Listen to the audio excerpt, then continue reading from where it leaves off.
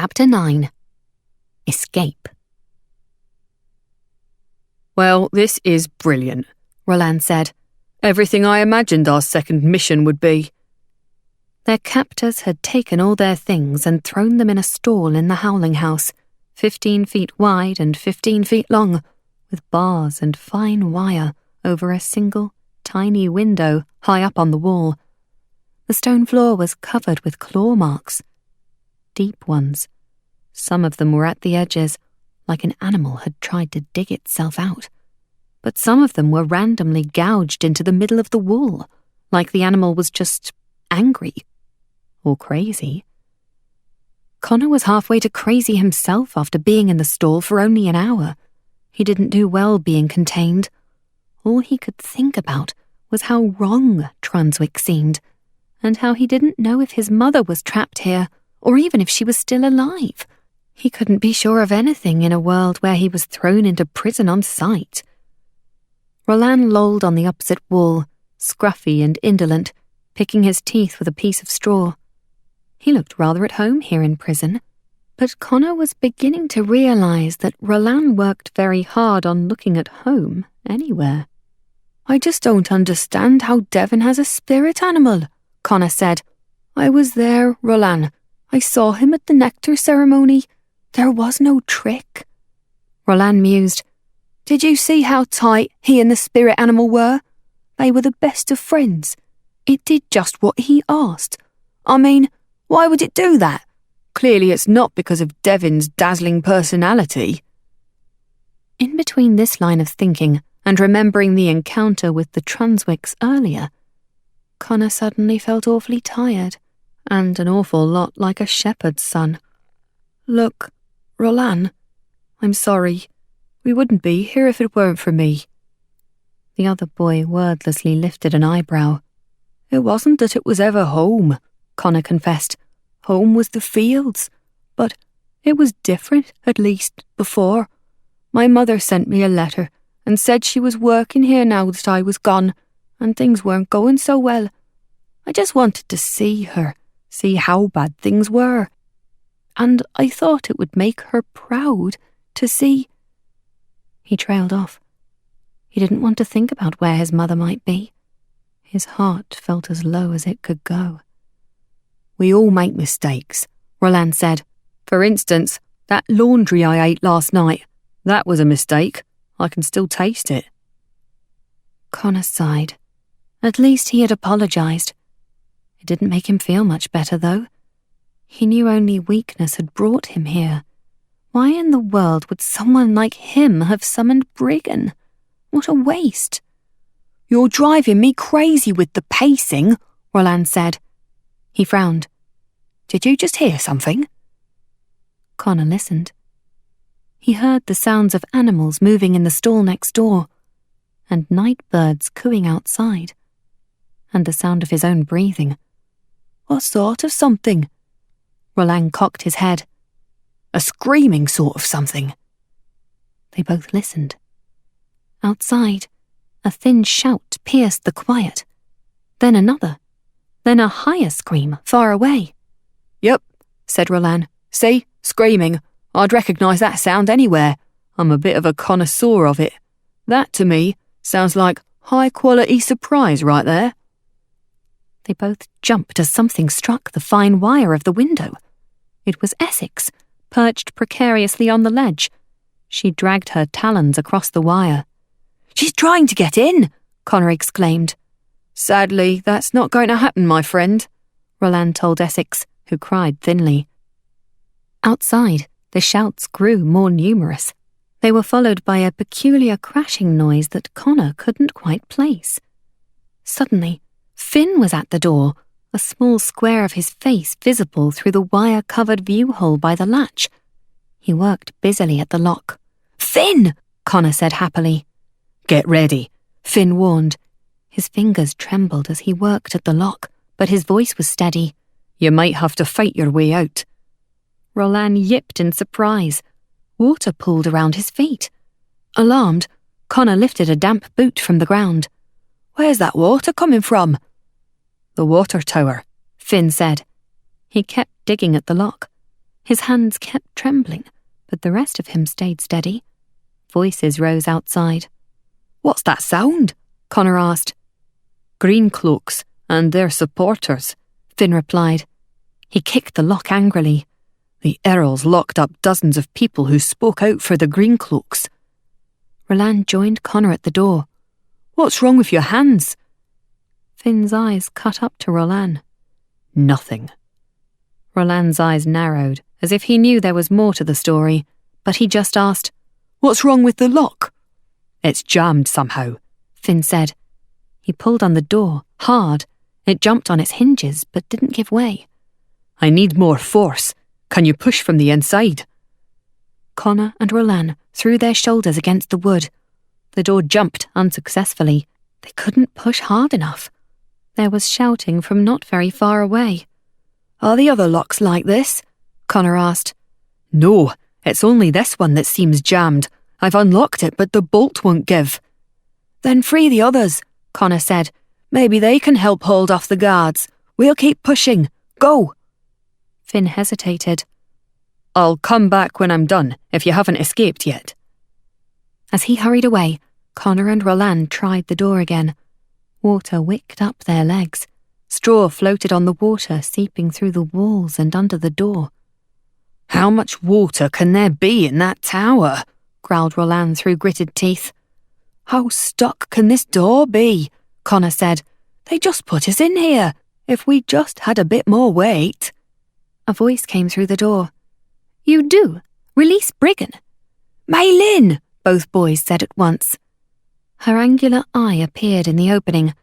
What was visible of her hair was soaking wet.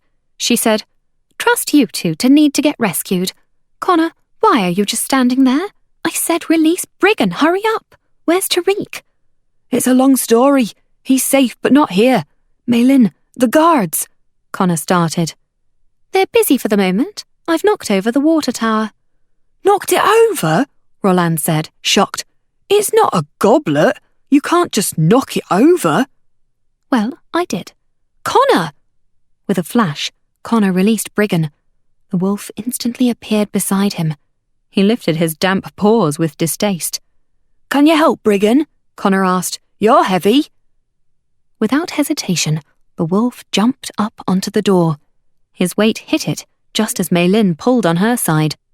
Connor and Roland hurled themselves against it as well. Maylin groaned, Briggan groaned, the boys groaned, the door groaned too. And then it fell open. "That's it!" Connor clapped his hands on either side of the wolf's muzzle. The wolf let out a thrilled, resonant cry. All right, Roland said. "Enough of the happy reunion." They splashed down the dim corridor after Maylin. Half of the torches had been extinguished in the commotion. Roland's voice was tinged with awe as he asked, "How did you knock over the water tower?" Maylin glanced over her shoulder. Without a hint of a smile, she said, "I had tutors for it, back in Zhong."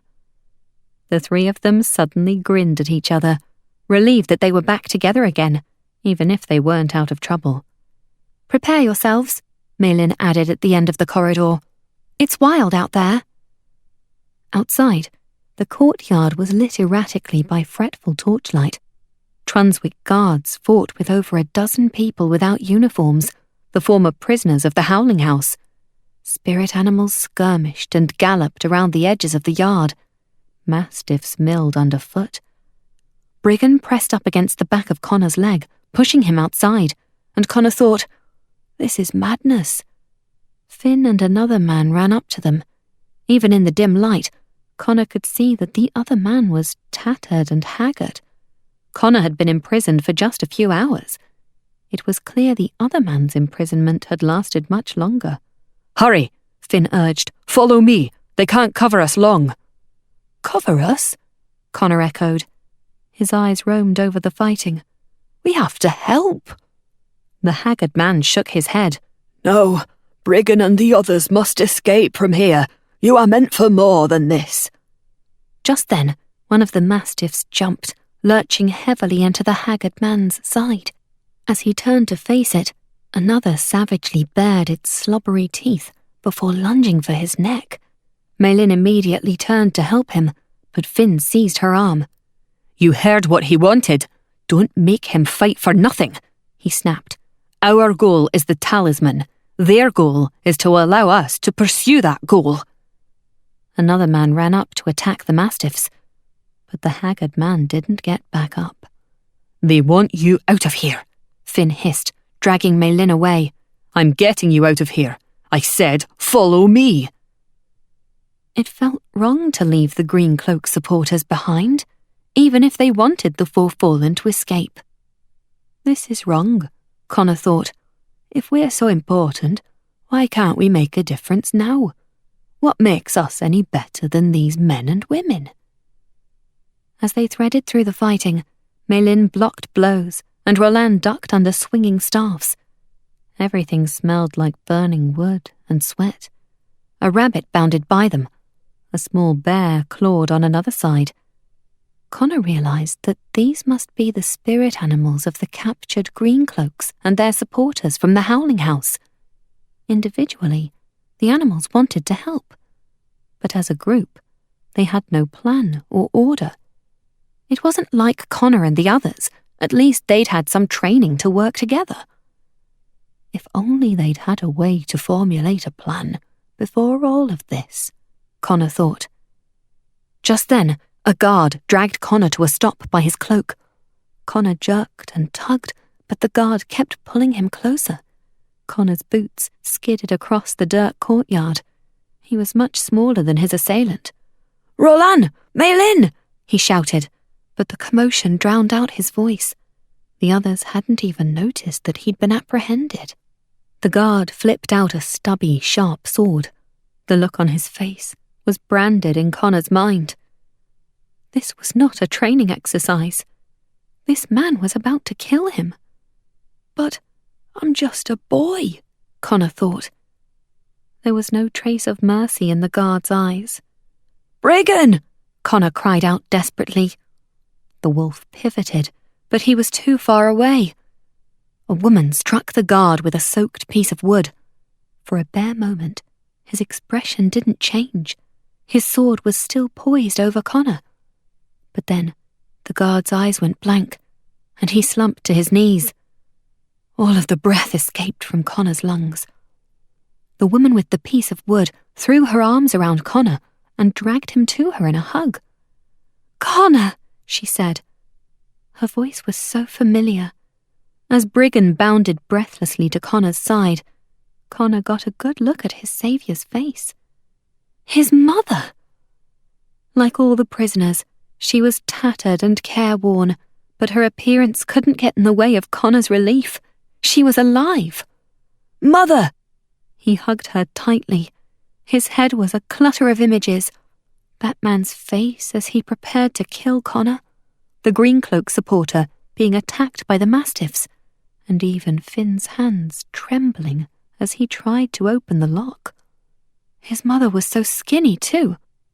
I know," she replied, "but there's no time. You need to go. It isn't safe here for Greencloaks anymore. Even Isilla is gone." "But this is wrong," Connor finally stammered, shocked to hear of the gentle Greencloak who had presided over his nectar ceremony. She'd been a revered figure in Trunswick for as long as he could remember.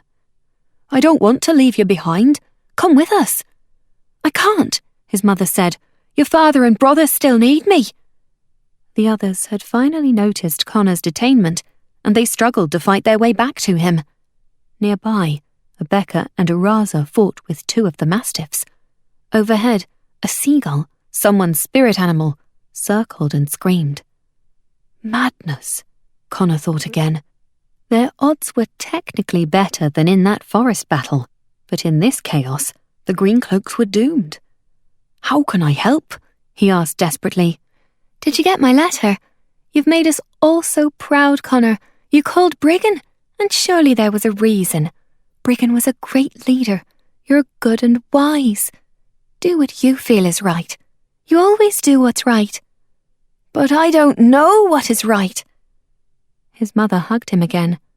"Do what is right in your heart, Connor." Connor hesitated. He was certain that if they left, all those Greencloak supporters would give their lives to shield them.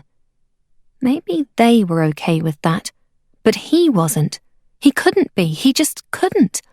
Like Lady Evelyn had pointed out, he was a guardian. He couldn't just stay, though, either. Then they would all die.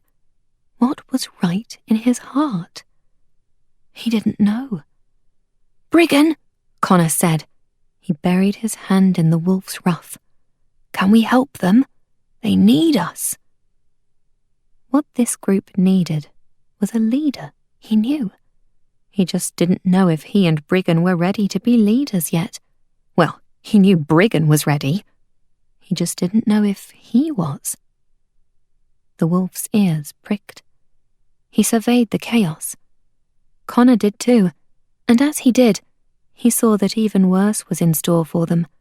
The Earl of Trunswick's white horse was making its way jauntily down the streets toward the courtyard. The Earl sat high on its back, his powerful lynx spirit animal lumbering beside him. He was riding in a leisurely fashion, as if he had come to the same conclusion Connor had. The Greencloak supporters had no chance. This was the Fallen's last chance to run. Connor and Briggan met each other's eyes. This time, neither of them looked away. Cupping his hands around his mouth, Connor shouted, "Maylin! Roland! Abeka!" When he was sure he'd caught their attention, he gestured wildly for them to join him. Maylin reached him first. "Come on, let's go!" "We're helping," Connor said. "It's what we're meant to do." Connor's mother nodded. She stepped back, tightening her hands on the piece of wood she'd used to hit the guard. "What did you have in mind?" Roland asked. "Training room, like we practiced. Find weapons where we can and fight as a team." He didn't have to say it twice. Roland brandished his knife, Maylin put up her fists, and Abeka crouched low beside Uraza. Briggan tipped back his head and let out a long, cool howl. The sound pierced the fighting. It raised the hair on the back of Connor's neck and on his arms. Every spirit animal there turned all attention to the wolf. In that brief silence, Connor shouted, "Greencloaks, attack!"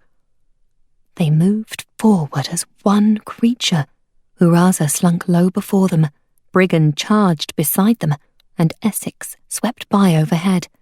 They threw themselves into the battle, but not as 4 people fighting 4 separate targets, as a single entity, dispatching one enemy at a time and then moving on to the next.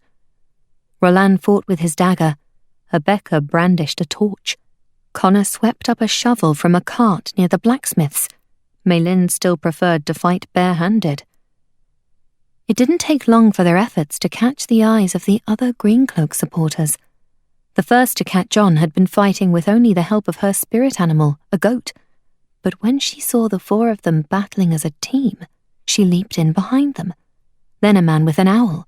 Then a young man with no visible spirit animal. When they saw how the Fallen had found weapons and worked together, they began doing the same. It was working. The cacophony was dimming. The guards were falling back. The mastiffs were finished. "We're doing it, Briggan," Connor thought fiercely. He could feel the wolf's power surging through him, giving him strength. It was like he was a wolf himself. He was faster, stronger, sharper. This was what the bond could be. They were winning. Then the Earl of Trunswick's voice rang over the courtyard. "If you want this man to live, I suggest you lay down your weapons." In the uneven torchlight, the Earl of Trunswick stood on an auction block at the other side of the courtyard. Finn stood in his grasp. The Earl's sword was pressed against his throat, and his lynx prowled the block as if daring anyone to intervene. The fighting stopped. The only sound was that of several people trying to catch their breath. Finn's voice was softer than the Earl's, but in that ragged quiet, it was just as audible. "Go. Don't listen to him. Just go." Connor's heart ached. His mother nodded at him. Just go. All the other Greencloak supporters were watching Connor, Roland, Rebecca and Maylin to see what their next move was. There were few enough guards that the supporters would have been able to take them on easily if the Earl hadn't had Finn hostage. If you go, the Earl warned with the familiar Trunswick jeer in his voice, I won't just kill him now. I'll put him back where he belongs, in the Howling House. Don't worry, Finn Cooley. We'll burn that troubled bond out of you yet. Finn's hands shook, just as they had inside the Howling House, but when he spoke, it was with a steady voice. Go! This is bigger than me. Maylin hissed, We can't leave him. The Earl traced the edge of his sword against Finn's skin. A shallow wound appeared, a few beads of blood drawing a line across his neck. Finn pressed his lips together. He looked straight at Connor. Take the rest of them out of here. Connor needed a plan, but there was no plan. Maylin's agonized face meant that she didn't have one either. Roland and Rebecca shook their heads. His mother's eyebrows pulled together. She was in over her head. Was this how it had to end? Handing Finn over to their enemy? Suddenly, a wall of flame appeared. It roared and spat and devoured as it hurtled across the cobblestones, straight in the direction of the Earl and Finn. It was so out of place that it took Connor a long second to realize what it was. A cart piled high with burning straw. Smoke rolled off it in great choking clouds. Connor searched the courtyard's edge to see who had set the cart in motion. A small figure caught his eye. Dawson Trunswick, Devin's younger brother. When he saw that Connor had spotted him, he nodded in a nervous way and vanished into the blackness. The cart blasted toward the auction block. The Earl and his lynx leaped off the side to save their skins. Finn leaped the other way. He plunged through the blinding smoke toward the kids, while the Earl cursed on the other side of the cloud. "Run!" Connor's mother shouted as Finn reached them. She touched Connor's face. "Now's the time to run, my son. We'll cover you. Take Finn and go." Blaring through the smoke, the Earl roared furiously. There were words in it, but they were lost in his rage. "Thank you," Connor whispered to his mother. "Thank you," he called louder, turning to the Greencloak supporters. "Long live the true great beasts," someone shouted. The rest of the supporters echoed it. His mother's smile was a proud thing indeed. Connor's heart swelled. Then the supporters turned back to the smoke, weapons out, ready for the remaining guards. The kids ran for it. In the back of Connor's head was the thought that it was lucky, or strange, that Zarif and the other children hadn't made an appearance to help the Trunswick guards. But he was too relieved to be making a getaway to think long on it. If they got out of Trunswick alive, he could devote more time to wondering if their absence was due to cowardice or strategy. But for now, they ran. The sounds of battle rose again in the courtyard, but no one emerged to follow them. Their allies were holding back the guards. Soon, there was no sound except for the noise of their footfalls slapping on the stones. Then the scuff of their boots on the bare ground beside the Trunswick wall. And then, as they ran into the surrounding pastures, there was no sound at all. Finn made a wordless gesture, and they all followed him into the blackest of nights. Chapter 10. Glen Gavin. Finn continued to save their lives. Roland, having considerable experience being chased, was fairly certain that the group's escape from Trunswick was thrilling, but temporary. After all, he'd seen the smug Earl of Trunswick. More important, he'd seen the Earl of Trunswick's horse. Despite Roland's testy relationship with his former mount, he was well aware that most people were faster on horseback than on foot. But the Trunswick guards didn't catch up with them. This was because Finn led them on an untraceable path. Close to Trunswick, he walked them through rivers to keep from leaving scent trails for hounds to track. After they'd put some distance between Trunswick and themselves, he led them into a strange, boulder-filled forest that no horse could enter. Tree branches hung as low as Roland's waist. The rocks were covered with perpetually damp moss that ripped free if he wasn't careful as he climbed. They walked and walked over stranger and stranger trails. The more foreign the surroundings grew, the more comfortable Finn seemed to become. After he seemed satisfied that their path had been obscured enough, he scratched maps in the dirt with a stick and constructed shortcuts, mumbling to himself as he thought. Which was how Roland found himself hiking through deceptively friendly-looking green mountains, a rope around his waist connecting him to the next person in line, who also had a rope around their waist to the next person in line, and so on. The idea was that if Roland fell, he'd have a safety catch. Roland thought it was more likely that if he went down, they were all going down. But he guessed there was some comfort in the promise of company on the way down the mountainside. As they travelled, Finn taught them an ancient Northern Uran method of sending coded messages. "This is how you spell Abeka," Finn explained. He tied a mysterious number of knots into a ribbon. It didn't make much sense to Roland, nor, Roland noticed with some satisfaction, to Connor, who had been moping about since they left Trunswick anyway. Abeka and Maylin looked on very keenly, however. Finn continued, "You would just tie this ribbon onto the legs of a gilded pigeon from Trunswick and let it go. It will fly back to its home with your message."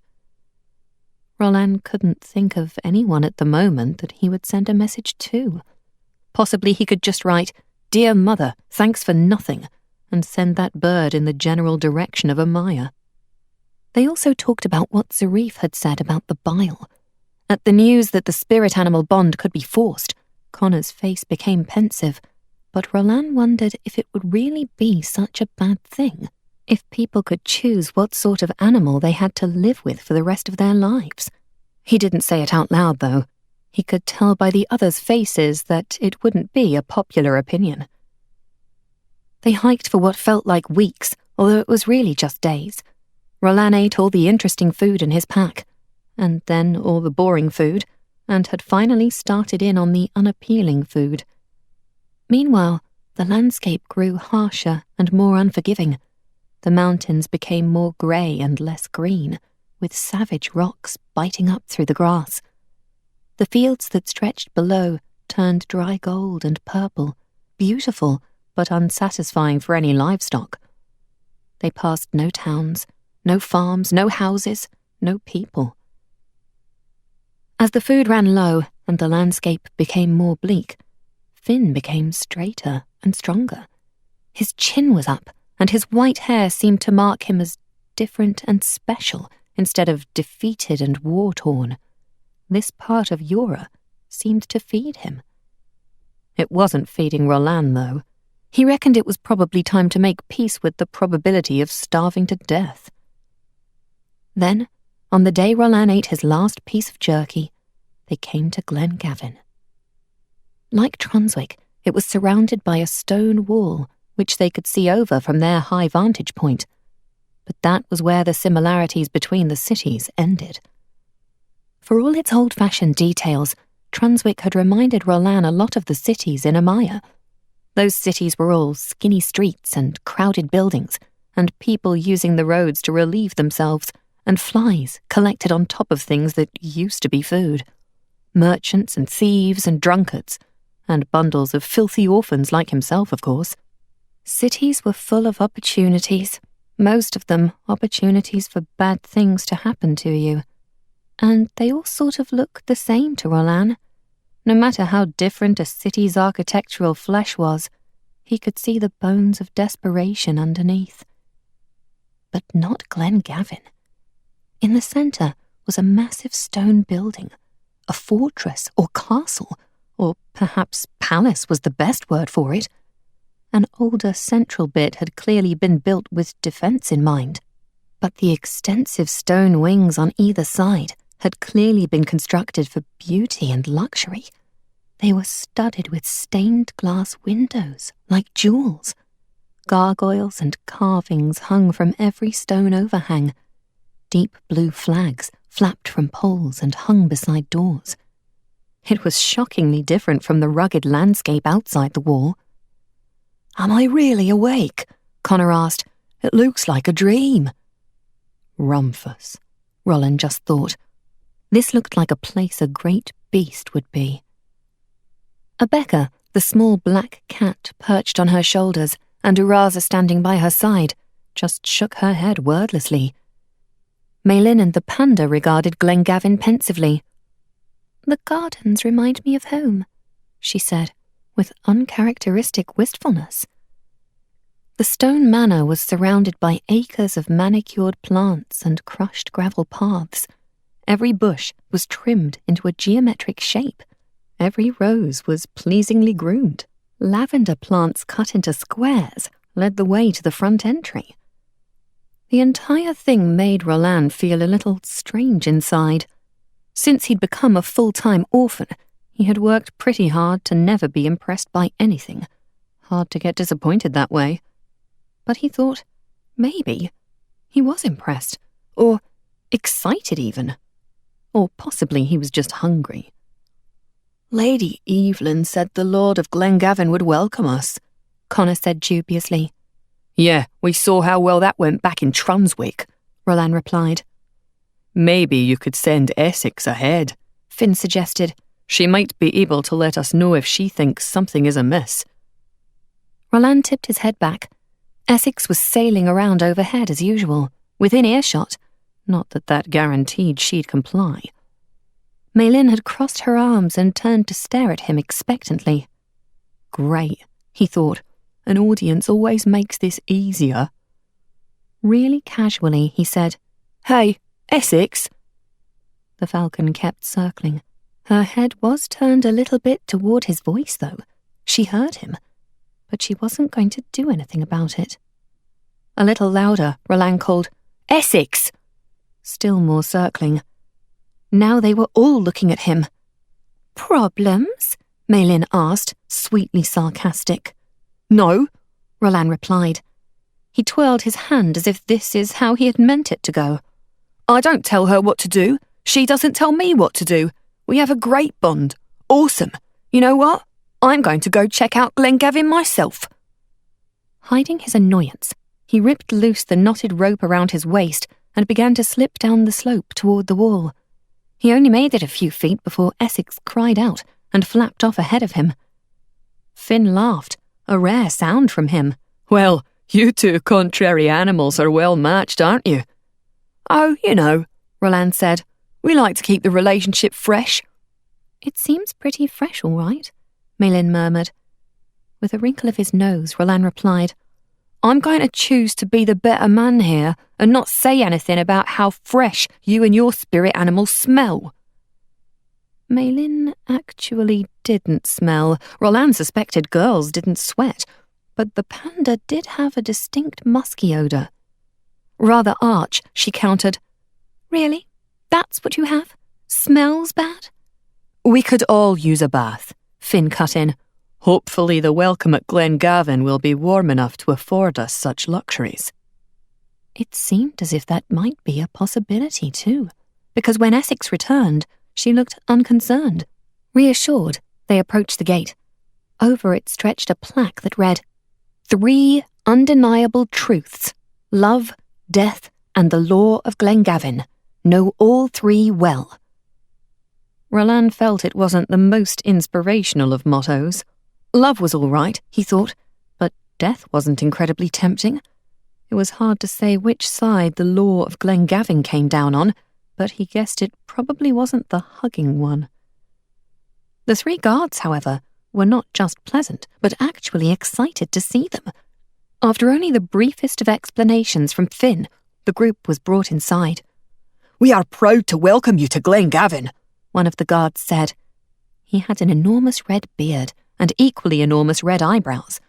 Roland thought that they could all take cover in his facial hair in the event of an emergency. Even more impressive than his beard, however, was his leather armour.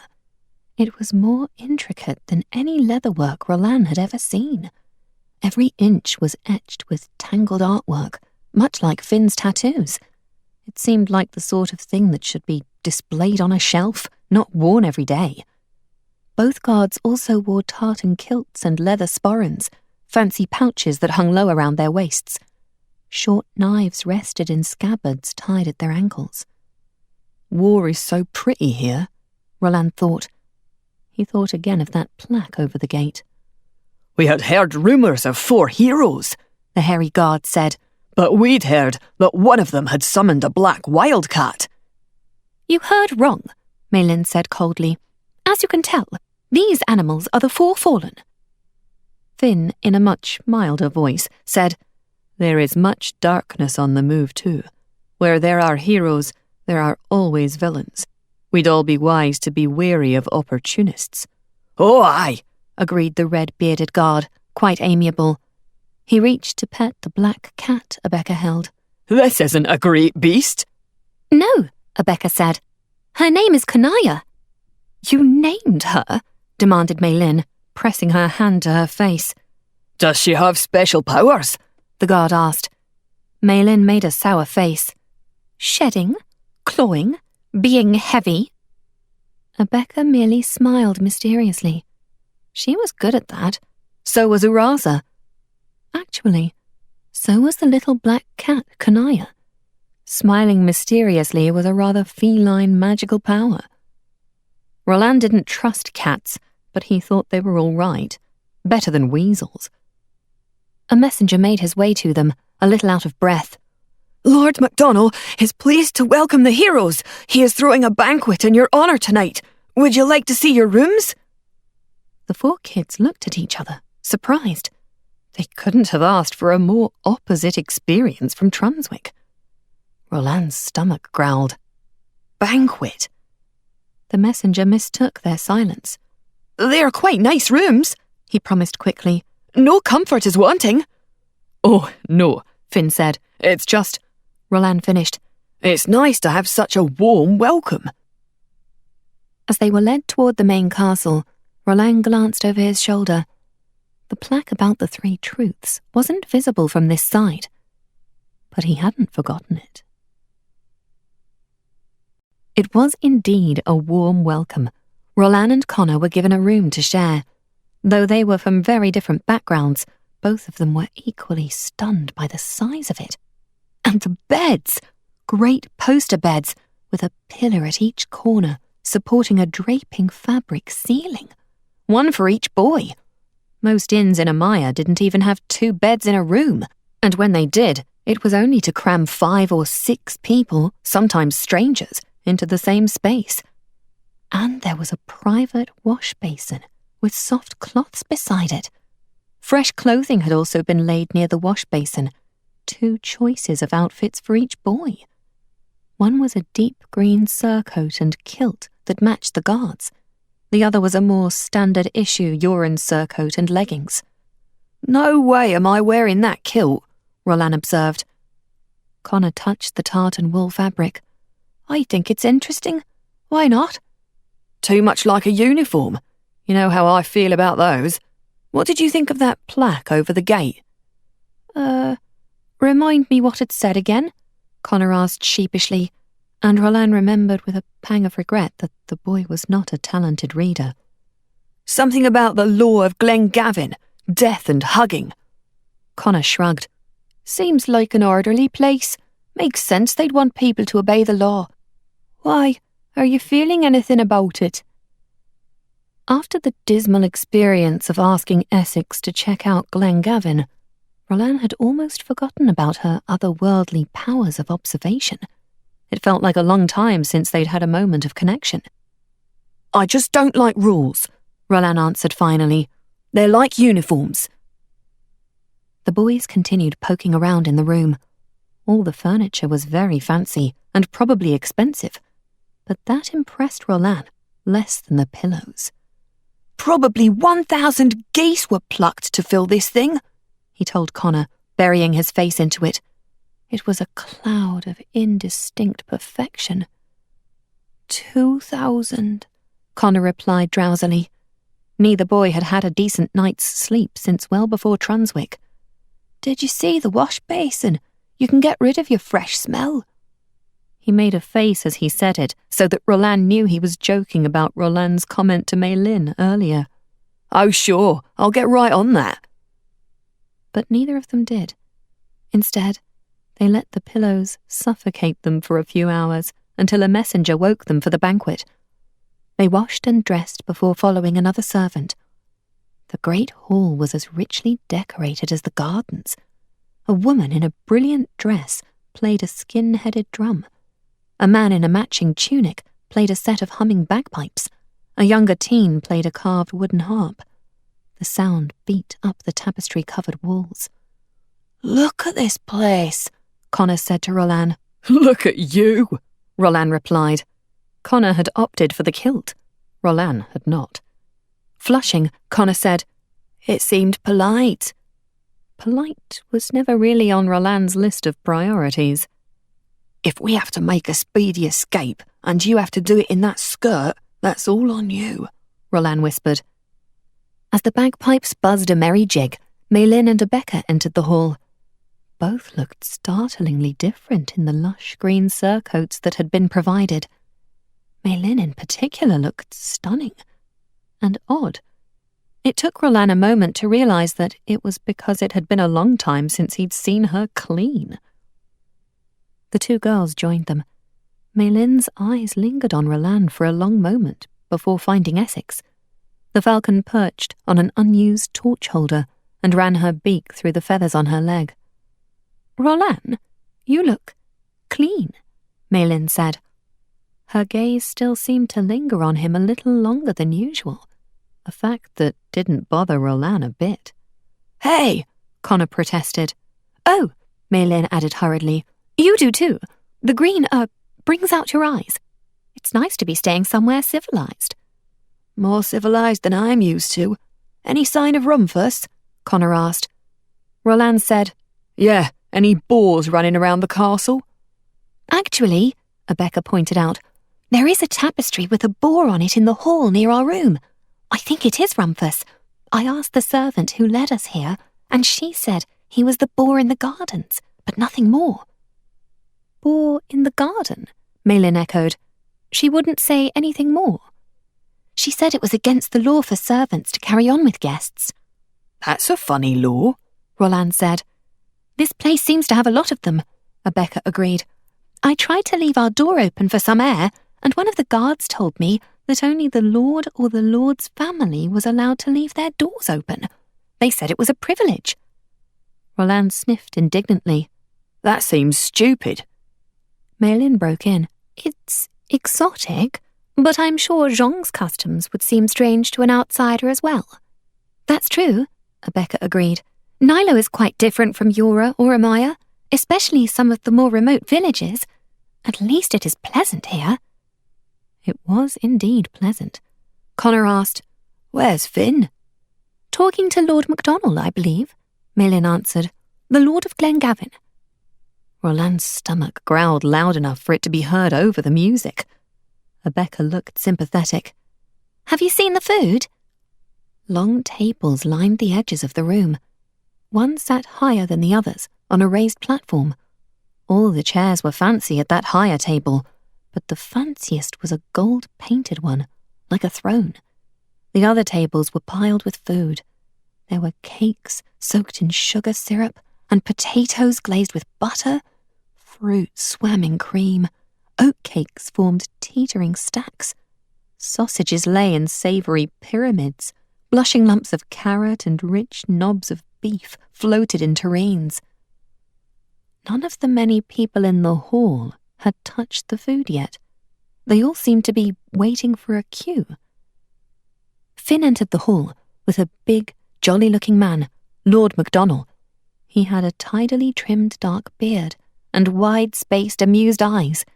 He wore a kilt and tall wool socks. A great tartan sash draped one shoulder and was pinned at his hip with a dagger-shaped brooch. Everything about Lord MacDonald seemed cheerful.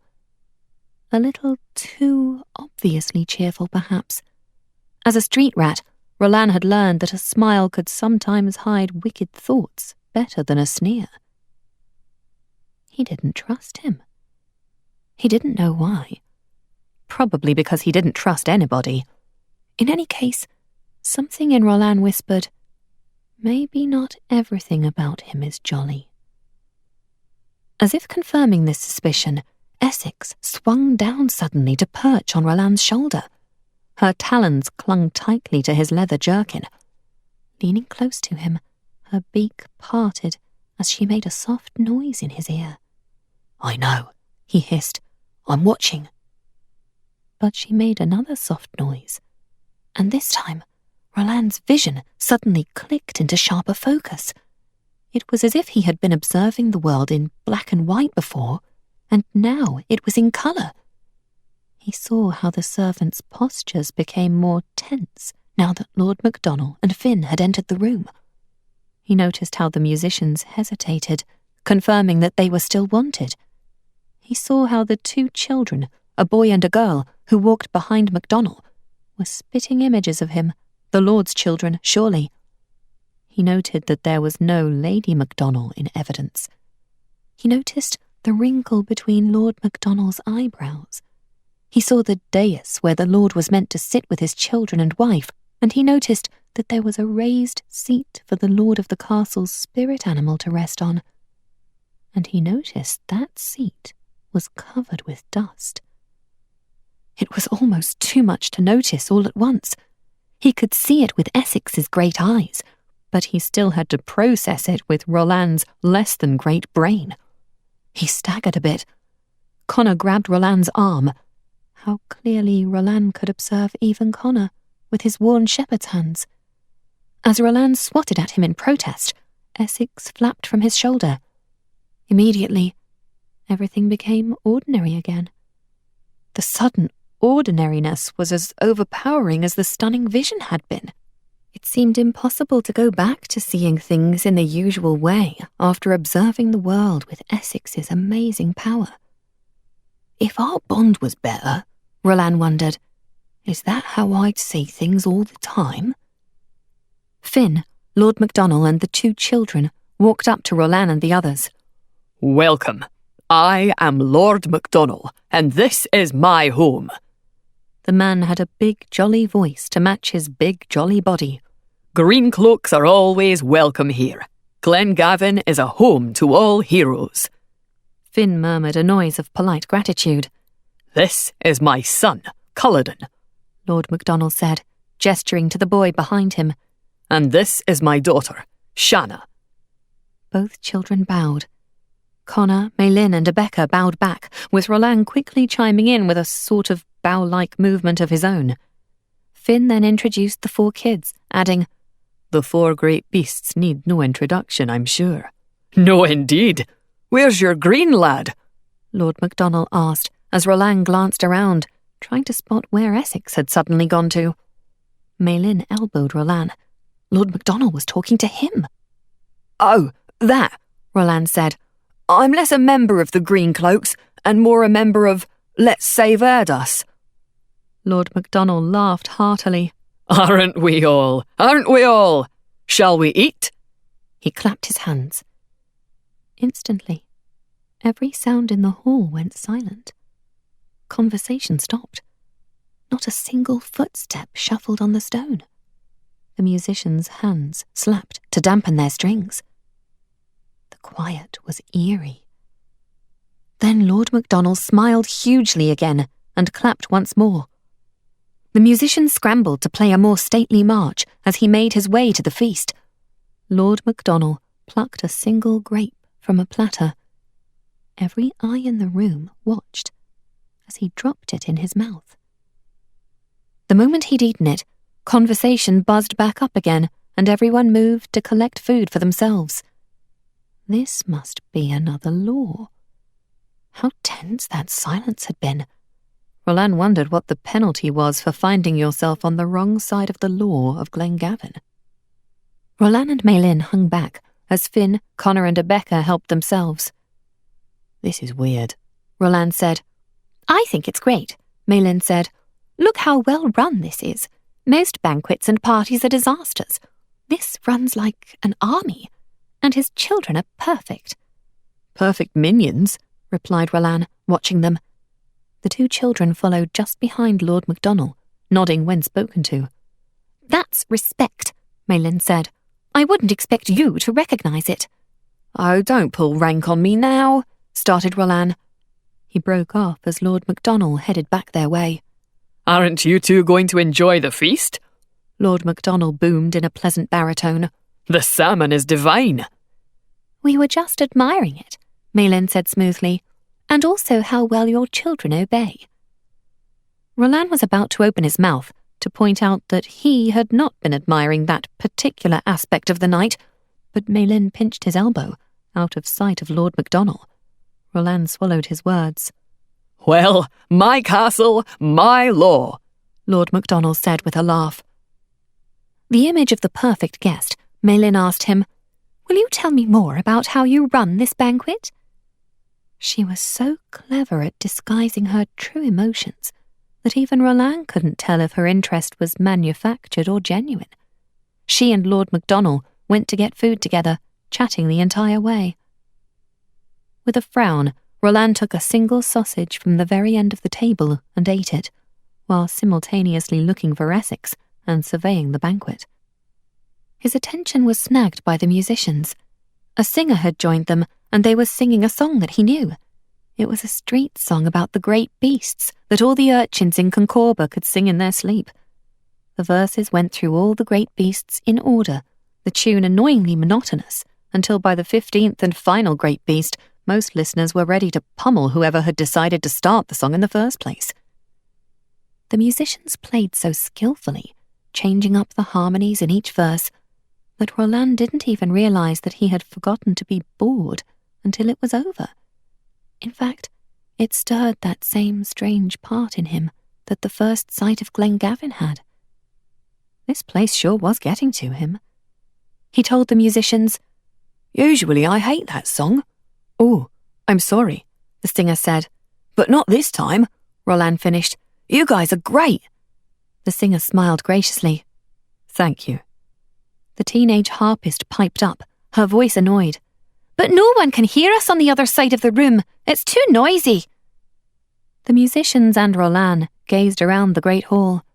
The arched ceiling should have been a good soundboard for the music, but the thick tapestries on the wall swallowed all sound. "If you were higher," Roland suggested, "the sound would carry better. Above the tapestries. There?" He pointed to a small, disused balcony. "Oh, but," started the singer in a small voice. "Probably not," replied the drummer. "Not this time," the harpist added. Roland was about to comment on their apparent fear of heights when he realized he could see movement on the balcony. It was Essex. At first he thought she was just flapping for a takeoff. But then her wings fluttered even more violently, and he realized she was trapped somehow. It made him feel strangely fluttery himself, anxious. The musicians' gazes followed Roland. "Is that Essex?" breathed the harpist. "Yes," Roland said, a little grim, "and she seems to be trapped. I need to know the way up to that balcony." "Oh, but," started the singer. "Probably not," replied the drummer. The harpist said, No, you shouldn't go up there." "I have to," Roland said. Their attitude toward the balcony was beginning to make him feel a little uneasy, though. "Why? Is it unstable?" "No," the singer said. He glanced urgently at Lord MacDonald, who was engaged in conversation at the raised table at the end of the hall. "No one is supposed to stand higher than the lord of the castle. It's the law." Roland thought all laws were stupid, but this one was stupider than most. He said, "But I won't be standing. I'm freeing a bird and then coming right down." The musicians conferred among themselves. "No," the harpist said finally. "I'll go free her. You're a guest. You shouldn't have to risk it." "Risk it?" echoed Roland. The sight of Essex flapping was making him feel even more uneasy. She has to be freed. What if she's hurt? If I'm not supposed to be up there, is he going to do it himself? This made all the musicians glance anxiously at Lord MacDonald. "I'll just go," the harpist said. Her voice was brave, but her face looked sick. The other musicians placed their hands on her shoulders and nodded. She moved down the wall to a small door. When she opened it, Roland saw the steep stairs that led up to the balcony. She disappeared inside. The other musicians muttered, twisting their hands. Roland didn't get it. The harpist reappeared on the balcony above them. The musicians kept fretting. In just a moment, Essex flapped free of whatever had trapped her on the balcony. It was barely a minute, no time at all. The harpist moved back toward the staircase at the wall. Just then, Lord MacDonald looked up sharply from his gilded chair.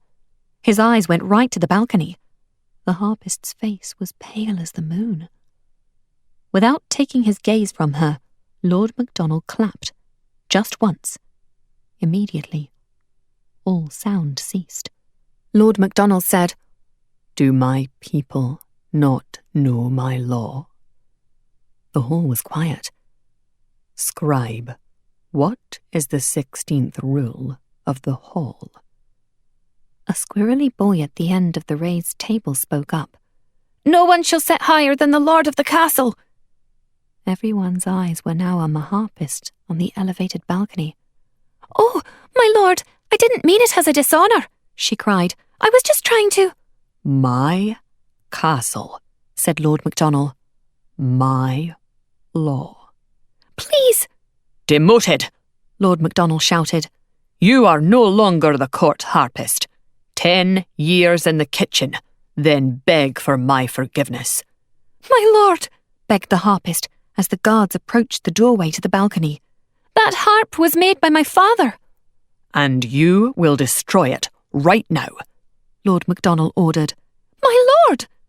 "Did you know my law?" The harpist hung her head. As Roland's heart charged in his chest, she stood there until guards climbed the stairs to fetch her. Limply, she accompanied them and stood before the harp. "My castle," repeated Lord MacDonald. "My law." Roland didn't need Essex's supernatural eyesight to see how much the instrument meant to the harpist. He couldn't bear that she'd known this might happen and risked it anyway for Essex. And him. Swiftly, Roland stepped in front of the high table, his hands burning with anger and guilt. He held his chin up high.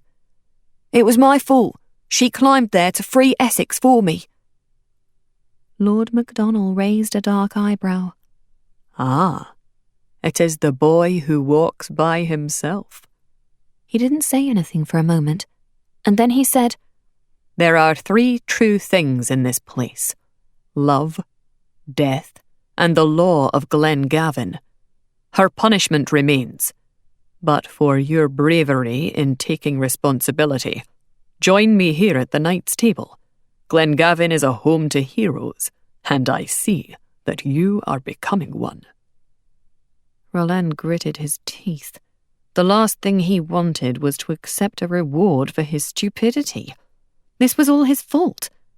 But Maylin, seated at one of the other tables, found his gaze. Her eyes flashed. It was the visual equivalent of her pinching him before. It meant, just do it. She was probably right.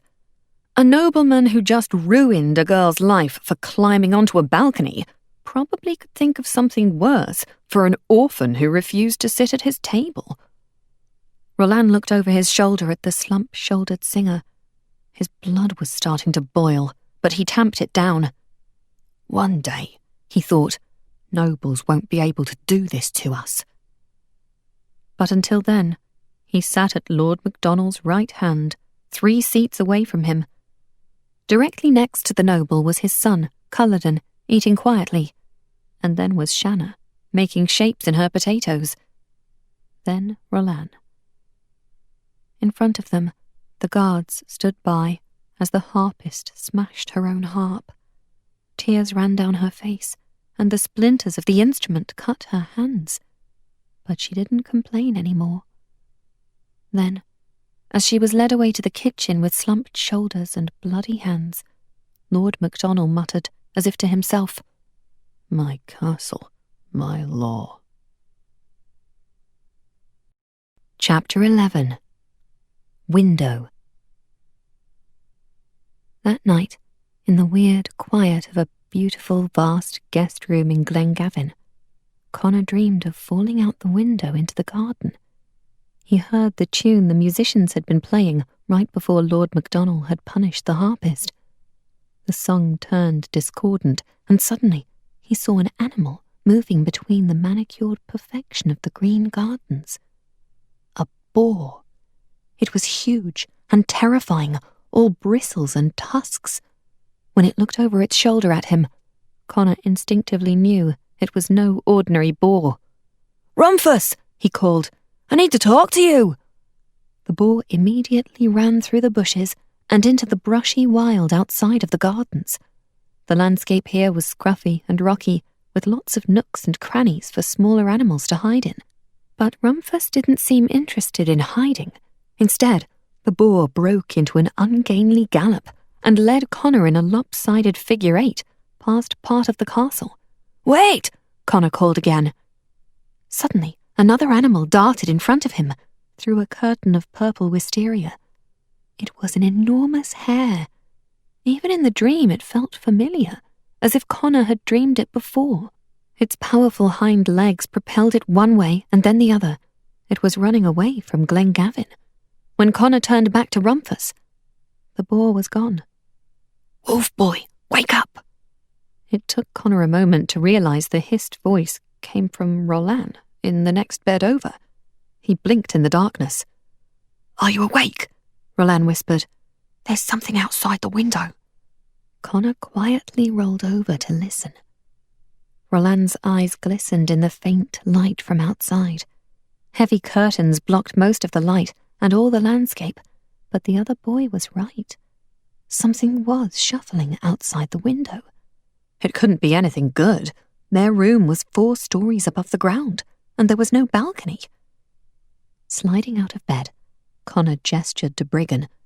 The wolf climbed to his feet and faced the window. His hackles prickled as another scraping sound came from outside. The window was cracked, and the curtains moved slightly.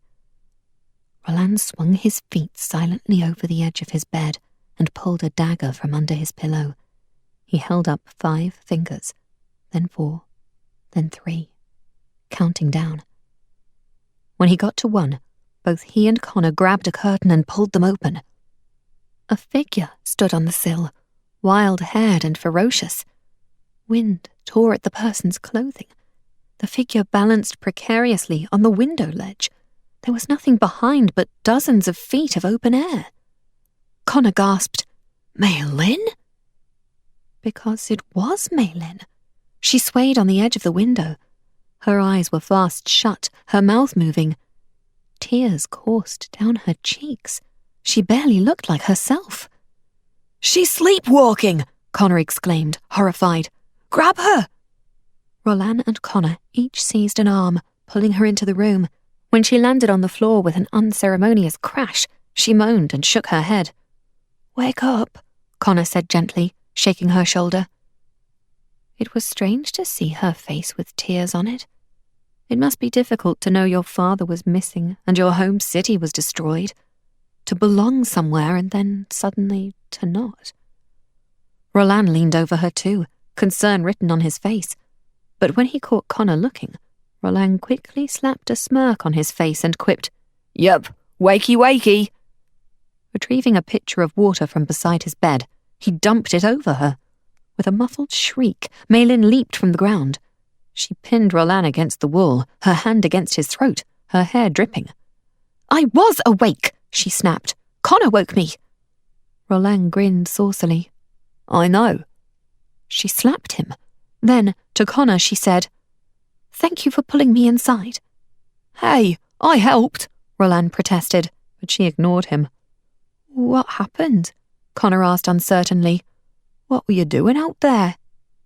Maylin stoked the fireplace to give them some more light, and then returned to the window. Now that she was inside, she seemed a little undone by the dizzying height.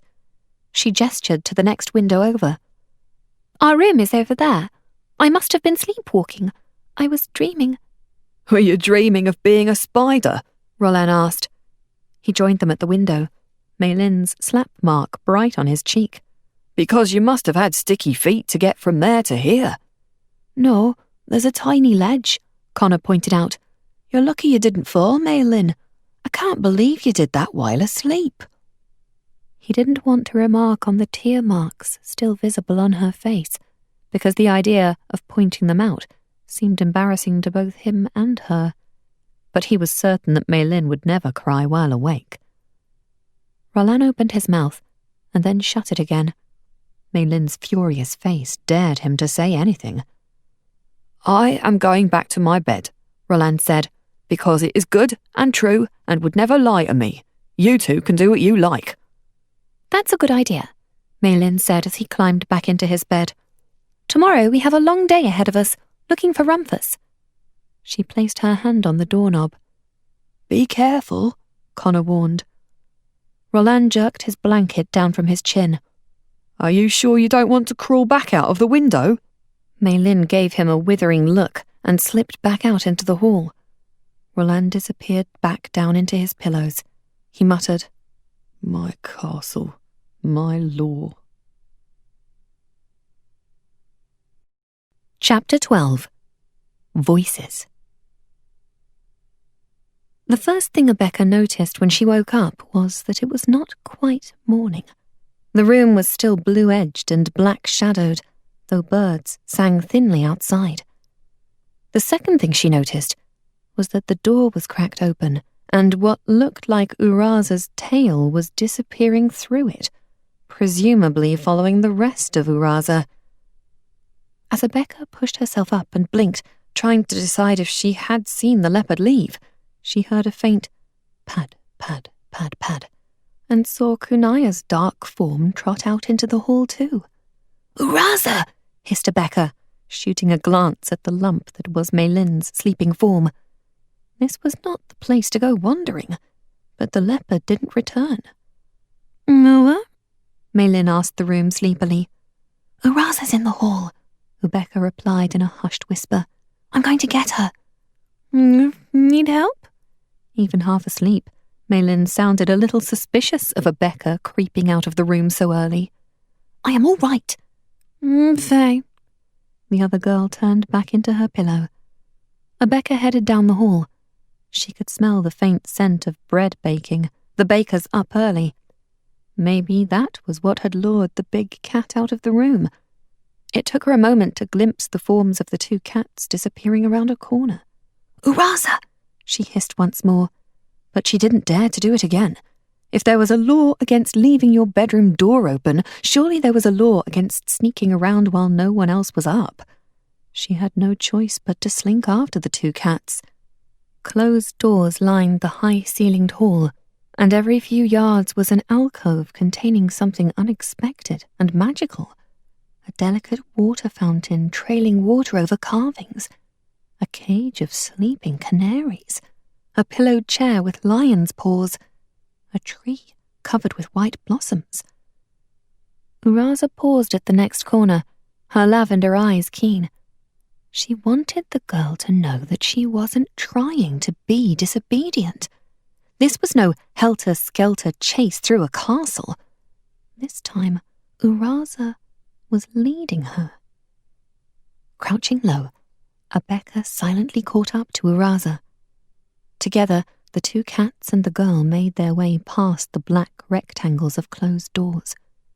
From the way the leopard stalked, pausing every few steps, it seemed she wasn't quite sure where she was going or what she was looking for. The hall grew lighter. Gradually, Rebecca realized she could hear the dull murmur of voices coming from inside one of these many rooms. From the thrashing of Uraza's tail, this was what she had been looking for. They scouted back and forth, trying to get closer, until Rebecca found a long, skinny room full of wash basins. Morning light came in a large window at the end, suddenly strong and bright. One wall was lined with animal-headed fountains, each faucet carved with a different species. Cloths, perfumes, and draping robes sat on a long shelf opposite. Rebecca pressed her ear to the wash-basin wall, and suddenly the voices came into focus. "Look," said a familiar voice. "Clearly Lord MacDonald is a little crazy, but we aren't going to be here long. All we need to do is find Rumphus, and then find the girl, and get out of here before he does any more of his crazy my castle, my law stuff." "How will we persuade Rumphus to give up his talisman?" asked another voice. This one also sounded familiar, and had a Niloan accent. Suddenly, Rebecca knew who they were, and why Raza had been so intent on finding them. Devin and Carmo. "Give up?" Devin scoffed. "Look at our beasts. We'll take it." They must have made it to Glen Gavin in the night. Rebecca leaped back from the wall and out of the washroom. She needed to tell the others immediately. But as she rounded the corner back to the hall, she was brought up short. She stood face to face with Devin Transwick. Uraza stood nose to nose with his black panther, Elder. Behind him stood tall, dark Carmo, and beside him was his huge hammercop stork, Impundulu. The bird's head and beak were nearly as long as Carmo's arm. In just a second, Rebecca had snatched a large glass bottle of perfume from the table beside her. Makeshift weapon. She had been paying attention in the training room back at Greenhaven. "Ah, Rebecca," Devin said, with a clever smile that he seemed to have learned from Zarif. He didn't seem at all concerned by the prospect of getting hit over the head with a perfume bottle. "I don't intend to murder you. We were just talking about you." "How did you get in here?" Rebecca demanded. "Glen Gavin is a hall for heroes," Devin boomed, clearly mocking Lord MacDonald. He gestured to his spirit animal, who thrashed her tail. "Elder makes me very popular in Yora." "Not in this particular corridor," Rebecca replied. She jerked her chin toward Carmo. "Who is he?" "This is my friend Carmo," Devin said. "He's from Nilo too." "I know," thought Rebecca, with a pang of homesickness. "I heard." Carmo's eyes were narrowed, as if Devin and he weren't particularly friendly. He said, "I've come to see if I can change your mind. Come back to us. Come back to Nilo. Our people need us to be beacons of hope." Taken by surprise, she blinked. Was she the girl she had heard them talking about? "What? I am not coming back. I have seen enough to know who fights for what I believe in. The Greencloaks are the good guys." Carmo raised a dark, handsome eyebrow. He was the sort of boy that her sister Soma would have been silly over back home. "Are they?" Rebecca nodded. "I am very fortunate that they allowed me to switch sides. They understand the value of mercy, unlike your master, Zarif." Devin scoffed. "They would not have killed you, Rebecca. You know that. You walk with Uraza. The Greencloaks want you alive." Rebecca didn't like this conversation. There wasn't any chance that she would fight with the Conquerors again, but it awoke all kinds of unpleasant, tangled feelings inside her. For a pained moment, she thought of Shane, the friend she'd had to leave behind. "You won't convince me, Devin. My spirit animal chooses the Greencloaks." "But is she right?" Carmo broke in gently. "Of course she is. She's a great beast." The fierceness of Rebecca's reply made Uraza growl beside her. Rebecca could feel the power of Uraza seeping into her, preparing her for a fight. Her nerves danced. Next to Devin, Elder dropped down, tail thrashing even harder, her black fur scuffed up threateningly. Impundulu clawed the floor with one foot. The atmosphere felt charged and dangerous. "The great beasts aren't always right," Carmo said. "They may mean well, but just like humans, their decisions are fallible. After all, aren't you and I here in search of a great beast who flees us both?" Rebecca didn't want to admit that he was right. But Uraza was not like Rumphus. She'd died standing up for what she believed in. Abeka, I came to bring you back so that you and I could lead Nilo to a better future, Carmo said. He held out a hand. Come with me? He asked in such a mild, kind way. Not at all as if his hammercop stood threateningly beside him, 1 foot raised, giant beak parted. I have chosen my side, Abeka said harshly. Devin shrugged.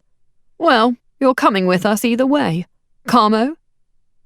Abeka swung the perfume bottle just as Uraza sprang at Elder. Devin let out a muffled cry as he blocked the blow. Carmo stood by quite calmly. As Abeka reached up to swing again, Impundulu flapped its wings.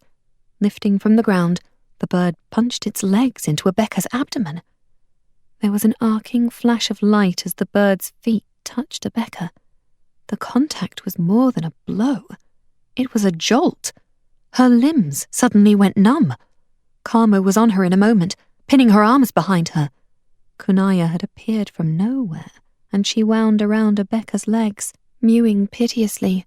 Uraza and Elder fought in the hall, making soft thumps when their bodies hit the walls. Elder was larger, but Uraza was greater. She would win a battle against the Black Panther. But then what? There were still 2 humans against Abeka, and another spirit animal with strange abilities. Abeka opened her mouth to shout for help. Devin stuffed one of the cloths into her mouth. Put her in passive form, he told Abeka, or I will cut your throat. She had no choice. She held out her arm pleadingly, and Uraza disappeared in a blitz of light, forming a tattoo on Abeka's arm, right next to where Carmo's hand held her in place. There was an easier way, Carmo said into Abeka's ear. Devin held out his arm, and Elder immediately vanished into passive form. It was like an instantly obeyed order. Don't look so angry, Abeka, he said. You're going home. Chapter 13. Lord MacDonald. Because Maylin liked order, she liked Gavin. Although the others were horrified by what had happened to the musician the night before, Maylin could see where MacDonald was coming from. The harpist had known the rule. She could have approached MacDonald with their predicament and asked for a solution. If you like him so well, Roland said over an impressive breakfast, why don't you convince him to let us go see Rumphus? Maylin daintily bit into a crumpet. She chewed it and swallowed it entirely before answering. That's my plan. Finn, on the other side of the long and mostly empty table, looked up from his own meal. Hospitality is very important in the north, and if we hope to impress Lord MacDonald into allowing us access to Rumphus, we must convince him that we are worthy. Where's Abeka? Maylin had just been wondering this herself. Abeka had not returned after going after Uraza this morning. It was possible she'd gotten into trouble, but it was also possible that Abeka was hunting for Rumphus on her own, or otherwise doing something for the conquerors. Maylin didn't know how long it would take for her to trust Abeka. All she knew was that it hadn't happened yet. She went out this morning and hasn't come back yet. Finn narrowed his eyes. That seems troubling. Maylin, why don't you, Connor and Roland go speak to MacDonald while I look for Abeka?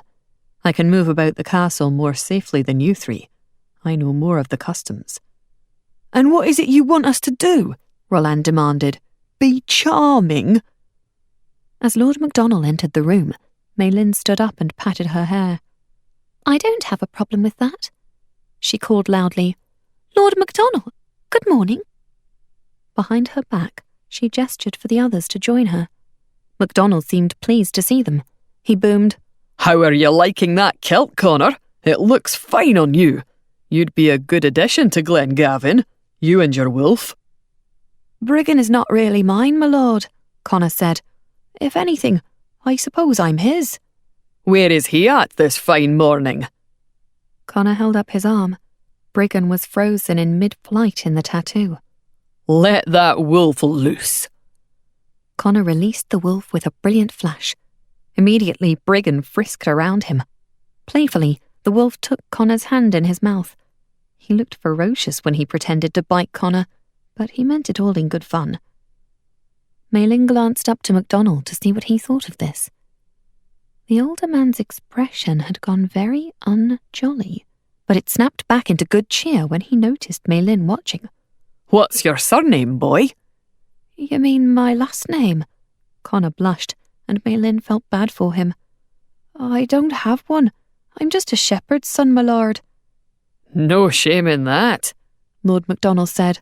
"What's your father's name?" "Fenray." "If you were from Glen-Gavin, you'd be Connor MacFenray," Lord MacDonald said. "Mac means son of." Connor tried it. "Connor MacFenray." "You could pick any old last name, you know," Roland said from just behind them. "Who says you have to have your father's name? I'd pick something like Super Strong Guy, Roland Super Strong Guy, or Roland Falcon Master." Both Maylin and Connor raised their eyebrows. Roland was a long way away from being a falcon master. With a booming chuckle, always the booming, Lord MacDonald led them to an open courtyard in the centre of Glen-Gavin. On the grass and under the covered stone walkways, more than 40 soldiers in kilts were training. Only Maylin would not have guessed it was training if Lord MacDonald hadn't told them. Because instead of engaging in mock battles, the men copied music into decorated books, practiced harp and lute, and recited ballads at each other. Only a few of them had spirit animals, but when they did, the spirit animals seemed content to help them with these strange tasks. Next to one man, a shaggy Highland cow stood patiently as her human partner used her massive horns to hold her elaborate knitting. Another man was aided in his harp playing by a stoat. It plucked the low notes. He plucked the high ones. Roland said, "Sweet merciful chicken, what are they training for? Becoming a princess?" "War," Lord MacDonald said. "War against princesses? War's useless if you don't know how to live with peace," Lord MacDonald boomed. "Not very long ago, Glen-Gavin had the best soldiers in Ura, but our skill was meaningless. We were almost destroyed by war. All we did was murder each other, and for nothing. Cattle, glory. We were great warriors, but we didn't know what to do if we weren't fighting." Maylin raised an eyebrow. Finn would have liked to hear this description. "So you turned to the arts?" "Exactly," Lord MacDonald said. "Now we spend equal time on training in the arts as we do keeping our muscles fit." "That's a sweet story," Roland spoke up. "But what about those musicians last night? The ones that are now scrubbing pots?" "Cheeky, Roland," Maylin thought. "Be careful." But Lord MacDonald merely said, "Disorder leads to war, and I won't risk more war. My castle, my law. It's not difficult to follow the rules." They stopped to watch two men who were laughing and playing chess. Lord MacDonald said, "Will you young heroes know what to do when the battle is over? You're spending your childhood saving the world. What happens when it's saved?" "We should be so lucky," Maylin said. Connor said, "I know what I will do. I will return to my family's farm with enough money to pay off our debts, and then I will take my place among my brothers as a shepherd, just like my father before me." "No, Connor," Maylin thought. "You're forgetting Briggan. You can't take a wolf among the sheep." Roland's eye briefly caught hers, and Maylin knew that he was thinking the same thing. "My lord," Maylin said, "speaking of saving the world, the great beast, Rumphus, there's a rumour he's locked in your gardens." MacDonald continued to stare at one of the chess players for a moment, then turned to Maylin. "Indeed he is." He said this very simply, the same way one might say, "It's a touch rainy today," or "I'm wearing new shoes." She tried to sound quite collected. "We really would like to speak with him." MacDonald shook his head. "Only I am allowed to hunt in the gardens, even if your hunt is just for a word with the great beast. It's for the best. He's a miserable, grumpy creature. He'd likely trample you, Sir, it's important, Connor said. It's why we've come all this way. To collect the talismans, to recapture the power of the great beasts, to destroy the invaders. MacDonald said all this dismissively, like he didn't believe it. Finn told me last night why it is you seek Rumphus. The green cloaks are wrong, if you ask me. No man-made machination could possibly fix soured relationships with spirit animals. Sometimes things have simply gone too wrong. How can you believe that with such conviction? Malin asked.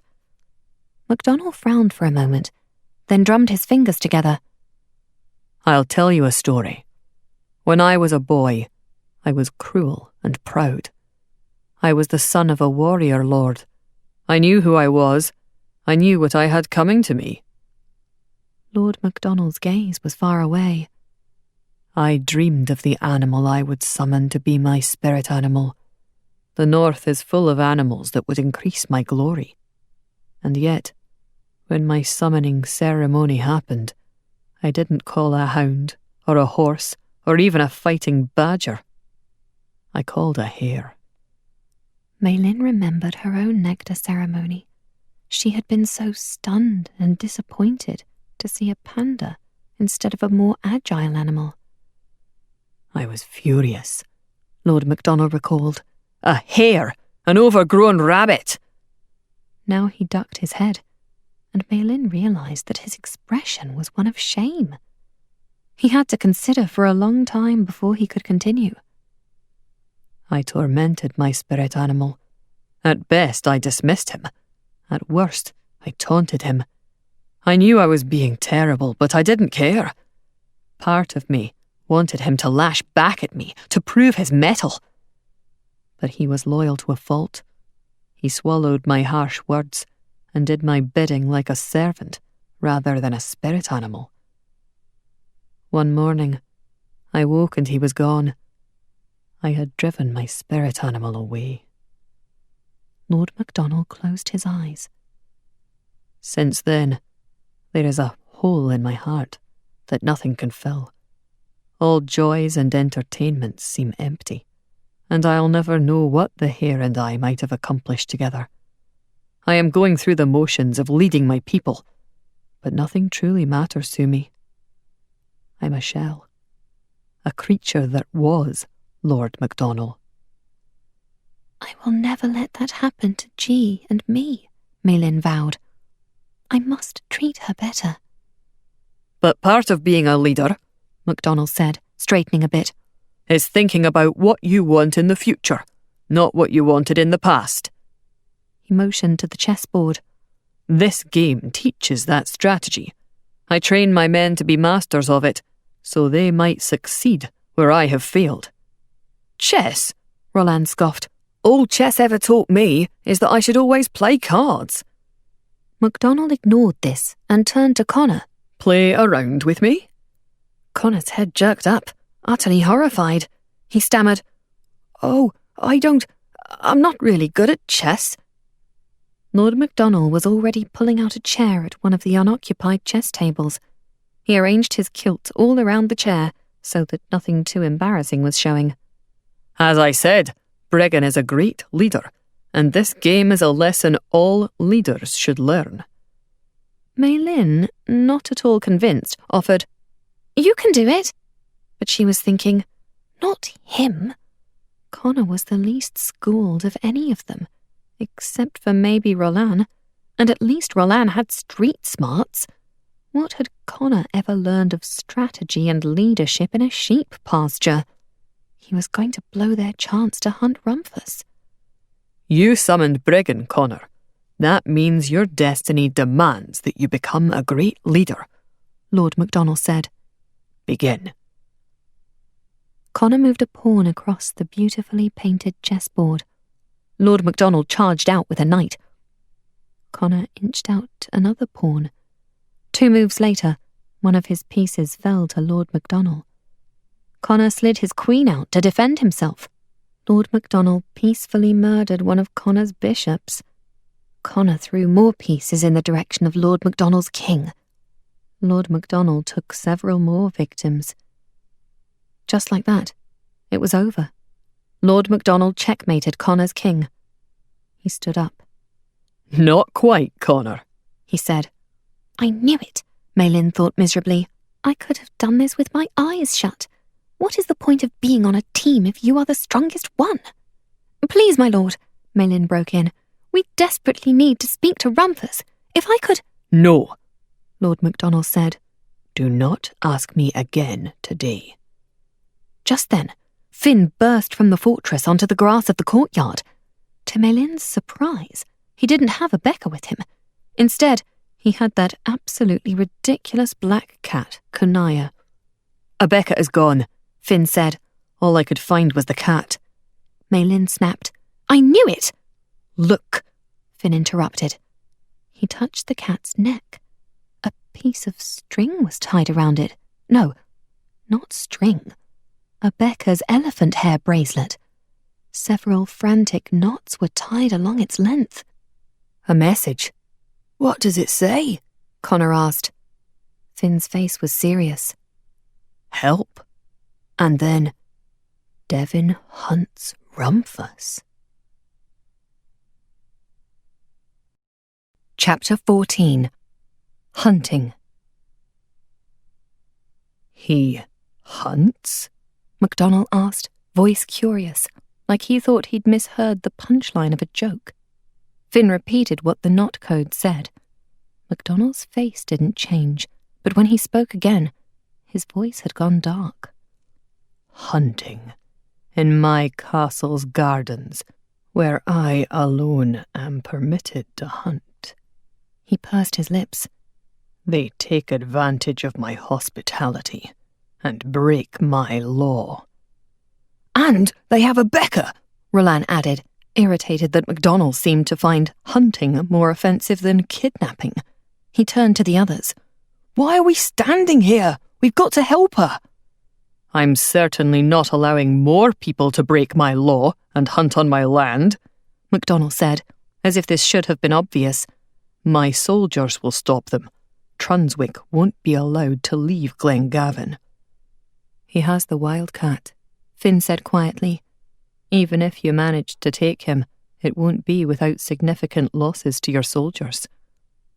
He motioned to the soldiers, who were pretending not to eavesdrop, though they were doing a terrible job. In his distraction, one soldier had knitted his sleeve into the Highland cow's hair. MacDonald, who had already lifted his hands to clap and signal his soldiers, hesitated. You wouldn't want to be down men, should you have to defend Glen Gavin from the conquerors, sir, Connor said, then reached down to the chessboard. He put his fingertip on MacDonald's king piece and slid it toward MacDonald himself. MacDonald took a deep breath, one that seemed to make his already broad shoulders even broader. A wise move, Connor. Brigham is indeed making you a good leader, even if you aren't a good chess player. But what will my people think if I allow you and your friends to break my law? What if we did you some sort of favour in return for permission to break the law? A boon, Connor said. Such as? MacDonald asked, and Connor furrowed his eyebrows in thought. I have no need for your money. The hare, Maylin said, stepping forward. What if we find your spirit animal? The hare for Devin Trunswick and Rumphus? MacDonald's eyes widened. Deal. But I warn you, he's not a friendly boar. Even if you find him, I doubt he will speak to you. You may arm yourselves from my stock, just in case. We'll figure it out, Roland said. He spun around. Hey, can I borrow this? He asked, diving toward the soldier knitted to the cow. He grabbed the soldier's sword. When the soldier moved to stop him, the cow mooed irritatedly and shuffled away, dragging the man with him. MacDonald, who looked a bit overcome with the prospect of the hare returning to him, had a soldier lead them through the palace and down a wide staircase to the gardens. As they came into view, Roland had to hide his surprise. When Roland thought of gardens, he thought of little patches of grass with flowers, maybe a fountain, maybe even a tree if it was a really fancy sort of garden. And what lay before him was exactly those things. except times 1,000-fold. The gardens stretched out toward the horizon. The section farthest away was a swath of grey, almost the same colour as the late morning sky. Somewhere was the wall that kept Rumphus contained, but Roland certainly couldn't see it among the thick trees, climbing vines and flower beds, so ruffled and colourful they looked like ladies' dresses cascading from their boxes. "All right, what's first?" Roland asked. "The hare, a Becca, or Rumphus?" "I had a dream about the hare," Connor said. "I think I know where he is. Finn, come with me. We'll go after the hare. Maylin and Roland, you guys go find a Becca." After Connor and Finn had hurried into the garden in search of the hare, leaving Roland and Maylin on the steps, the two began searching the perimeter of the castle for a Becca. Maylin was already clacking around with plans and possibilities. "There's no place to keep a Becca locked up in a garden, is there? She has to be inside somewhere." "Surely not in their rooms. Even Devin Tronswick isn't that stupid," Roland said. Kanaya wrapped herself around Maylin's legs several times. Maylin looked down, clearly annoyed at the distraction. "Maybe a closet, or another guest room. I wish every door in this castle wasn't closed. Kanaya, stop rubbing on me!" Kanaya bit Maylin on the leg, an action that made Maylin hiss and Roland grin. "You ridiculous cat!" Maylin snapped. Suddenly, Roland felt a flash of intuition so strong that he knew Essex must be near. He said, "What if she's not just a ridiculous cat? Kunaya was the last one to see a Becca." "Follow a cat," Maylin said. "That is the stupidest idea you've ever had." Roland said, "Oh, trust me, it's not. Let's go." He started after Kunaya, and the little cat, looking pleased that they understood the game, bounded down the path ahead of them. They rounded the corner of the castle. The carriage house came into view, a small but tidy building with a thatched roof. Kanaya shot into the dim interior, where carriages were lined up. The cat wove around the wheels, a blur of motion, ever faster. Maylin and Roland had to hurry to keep up with her. And then she stopped. With her tail crooked into a curl, she meowed smugly. "Kanaya?" a voice called out, sounding just a little tearful. "A Becca!" Roland was stunned, even though the suggestion to follow the cat had been his. He vowed to make sure that Kunaya got a cat banquet thrown for her when this was all over. He ran to one side of the carriage, Maylin ran to the other. Resting in the centre of the carriage's floorboard was a massive wooden trunk with a heavy lock. Maylin leaned over the edge of the door. "A Becca! We're here to save you!" "Maylin?" A Becca's startled voice came from inside the trunk. "Is that you?" "And Roland is here too," Roland said indignantly. "I didn't think anyone would find me," a Becca cried, her voice muffled. "I managed to knock my bracelet onto Kanaya, but I ran out of cord before I could spell out where—" "Great story," said Roland. "Tell us later, after we get you out." He grabbed a hold of the lock on the trunk and gave it a tug. Frowning at Maylin, he shook his head. Maylin pursed her lips. "Perhaps there's a spare key? Or I bet G could crush this entire thing if she sat on it." "G's going to sit on me!" a Becca cried, voice panicked. "Well, the trunk, not—" "G isn't sitting on anyone," Roland said calmly. Clambering up on the carriage back, he grabbed for the canopy. It ripped easily, and with it came the thin pieces of metal that gave the canopy its shape. In a heartbeat, Roland had pulled one from the fabric. He jammed it into the trunk's lock and wiggled it around in a practiced way. Looking over his shoulder at Maylin, he grinned cheekily. "What?" she said, flushing. "What are you smiling at me for? The lock—" "What lock?" Roland said. At that instant, he twisted his makeshift pick a final time. The lock popped open and clattered to the ground. "Never has a poorly spent childhood paid off so well," Roland thought with satisfaction. Maylin laughed, a bright, honest sound that she swallowed as soon as she realized he had noticed it. "Let me guess," Maylin said. "Tutors?" Roland grinned. In the carriage, the trunk's lid flew open. A Becca and Uraza leaped out in motions so identical They looked like two of the same animal, rather than one human and one leopard. "How did you find me?" Rebecca asked breathlessly. Kunaya's not a spirit animal, Malin answered, looking down at the cat, but she's still a pretty great beast. Malin tugged the bracelet off Kunaya's head and held it out to Rebecca. "Have Devon and Carmo found Rumphus?" Rebecca asked, as she took the bracelet from Malin and put it back on her wrist. "They've been looking for hours now." "I don't think so," Roland said. "We can still find him before they do. Although I don't have a clue where to look. What do boars like? Mud?" Malin and Rebecca exchanged a look of exasperation. "We could go ask MacDonald," Rebecca suggested. "By the time we find him and then look for Rumphus," Malin began. She was cut off by a sharp cry from the top of a nearby carriage. Essex was perched on a driver's seat. When she caught Roland's surprised look, she cocked her head as if to say, "What? I showed up, didn't I?" "What is she trying to say, Roland?" Malin asked. Roland muttered, "Like I would know." But the falcon ruffled her feathers at him and cocked her head. He felt the familiar sensation of her intuition trickling into his own mind. If it was like this all the time, he thought, things would be a lot easier. Malin and Rebecca were waiting for his verdict. "Essex is the answer," he said. "She can guide us from above. Come on." Chapter 15. The Hare. "I hope they found Rebecca," Connor thought, as he and Finn rushed down a path that snaked along the castle's east wall. Their search for the hare had consumed more time than Connor liked, and still they'd seen no sign of their friends. Around them, the garden darkened as morning faded into afternoon, and afternoon into late afternoon. Losing the talisman to Devin would be awful, but losing another one of their team after Tariq, it would be unthinkable.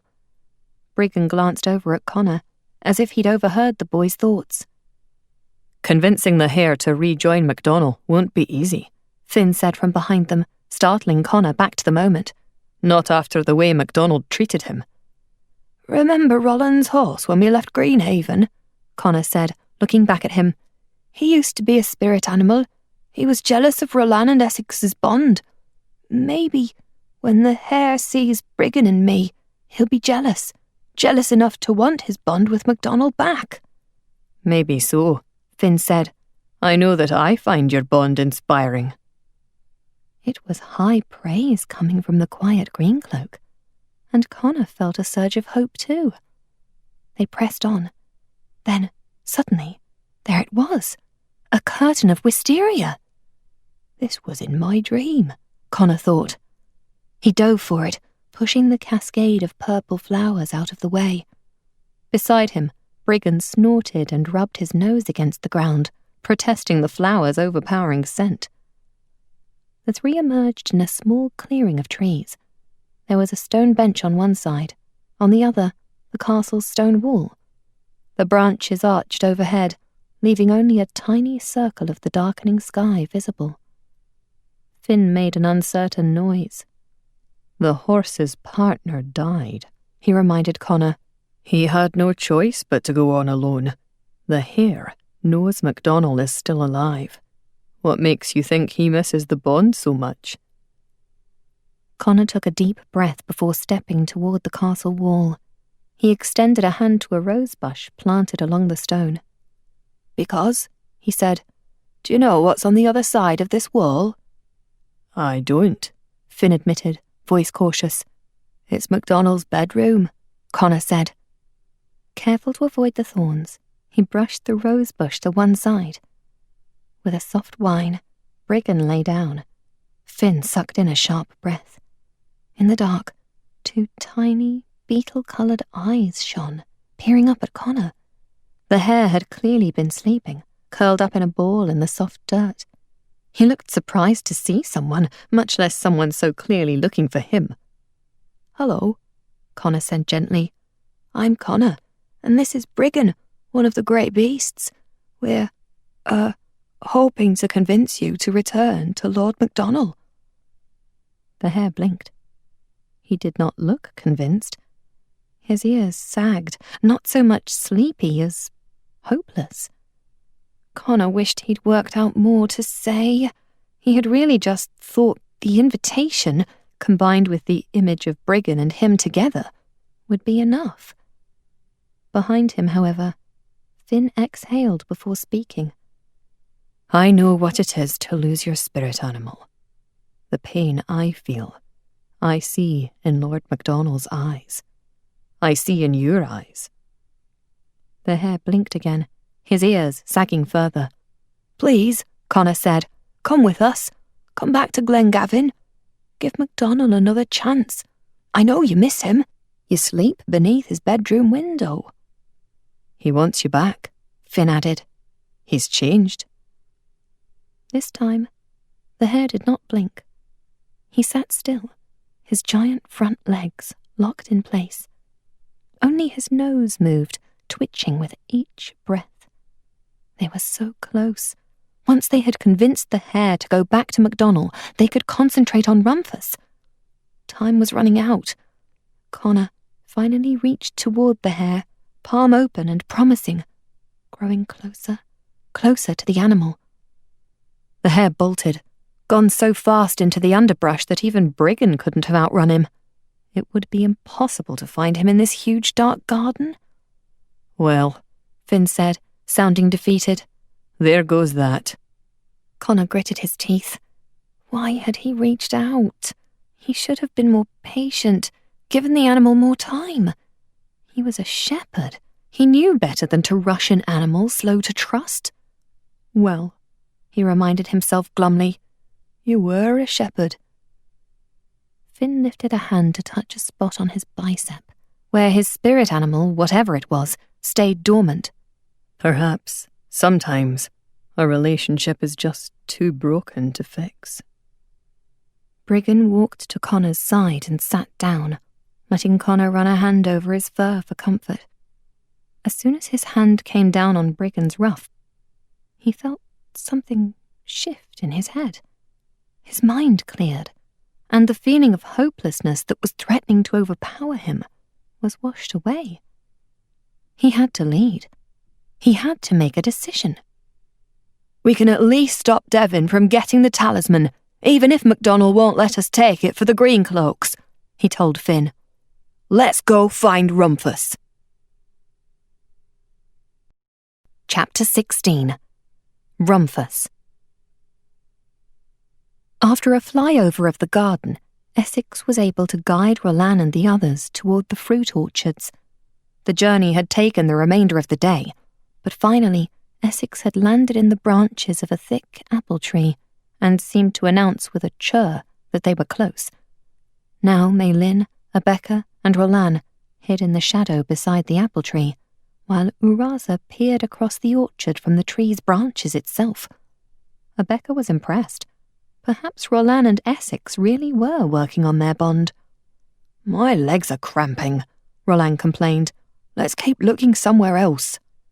Abeka looked up at Uraza, whose lavender eyes met hers with disappointment.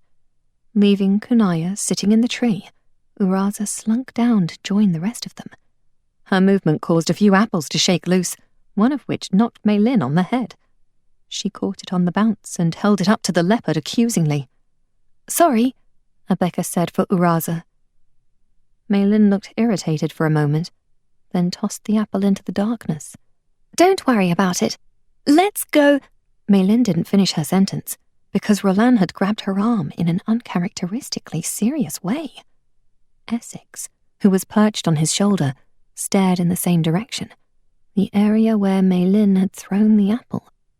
It was through grapevines and fruit trees, a part of the orchards that seemed more wild than the rest of the garden.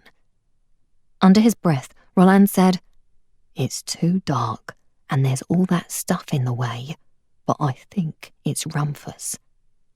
Maylin started in that direction. Well, let's go. Wait, Roland said, snagging her cloak. Do you really think we should just go blowing over there like a hurricane? He might run, or worse. Remember Arax? Abeka shuddered. The image of the gigantic ram bearing down on her would be with her for the rest of her life. If you were Rumphus and crazy MacDonald had locked you up in this garden, would you be excited about talking to humans? Roland continued. Well, Rebecca said, as her gaze landed on Uraza. Who better to approach one of the great beasts than fellow great beasts? Uraza, could you go see Rumphus? Uraza's ears tilted forward, and she sat down, tail twitching behind her. Roland gave Essex a nervous look, but the falcon made a soft clicking sound and jumped to the nearest branch. Maylin held out her arm and G tumbled out, crunching loudly onto the ground. Everyone cringed as Roland peered back through the trees to make certain the noise hadn't sent Rumphus running. "All right," Roland said. "Good luck, guys." Uraza was the first to go, letting her tail swing playfully in Rebecca's face as she walked off. She was every bit as silent on the ground as Essex was in the air. G took a step forward. "Maybe wait a moment," Maylin said, putting an arm in front of the panda. The panda obliged, giving Uraza and Essex time to reach Rumphus before she started off. G rumbled off into the trees, crushing leaves and sticks under her heavy paws. When Rebecca could no longer see the bright white bits of G's fur, she worriedly rubbed the spot on her arm where Uraza usually waited in her dormant state. A growl came from the trees, then a falcon's cry.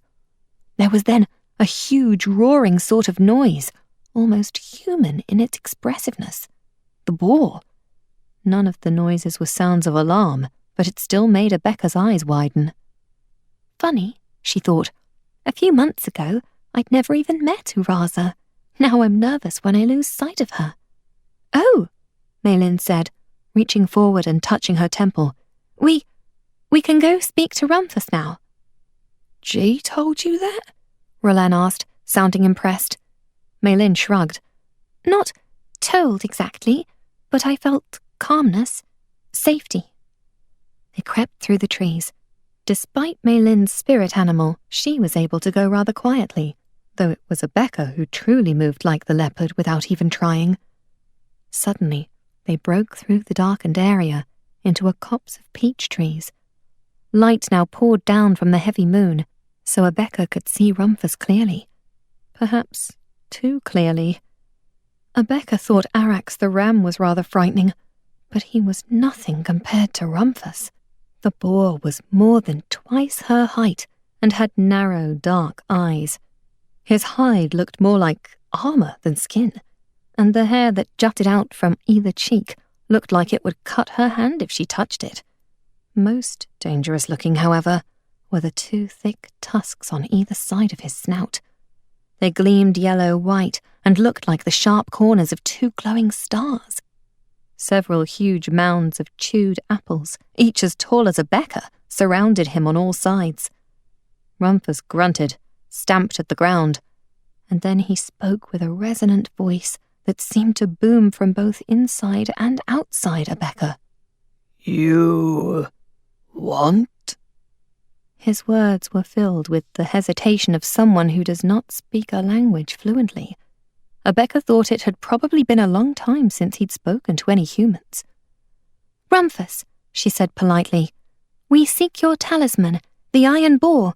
We need it to defeat the Devourer." "Talisman?" Rumphus grunted warily.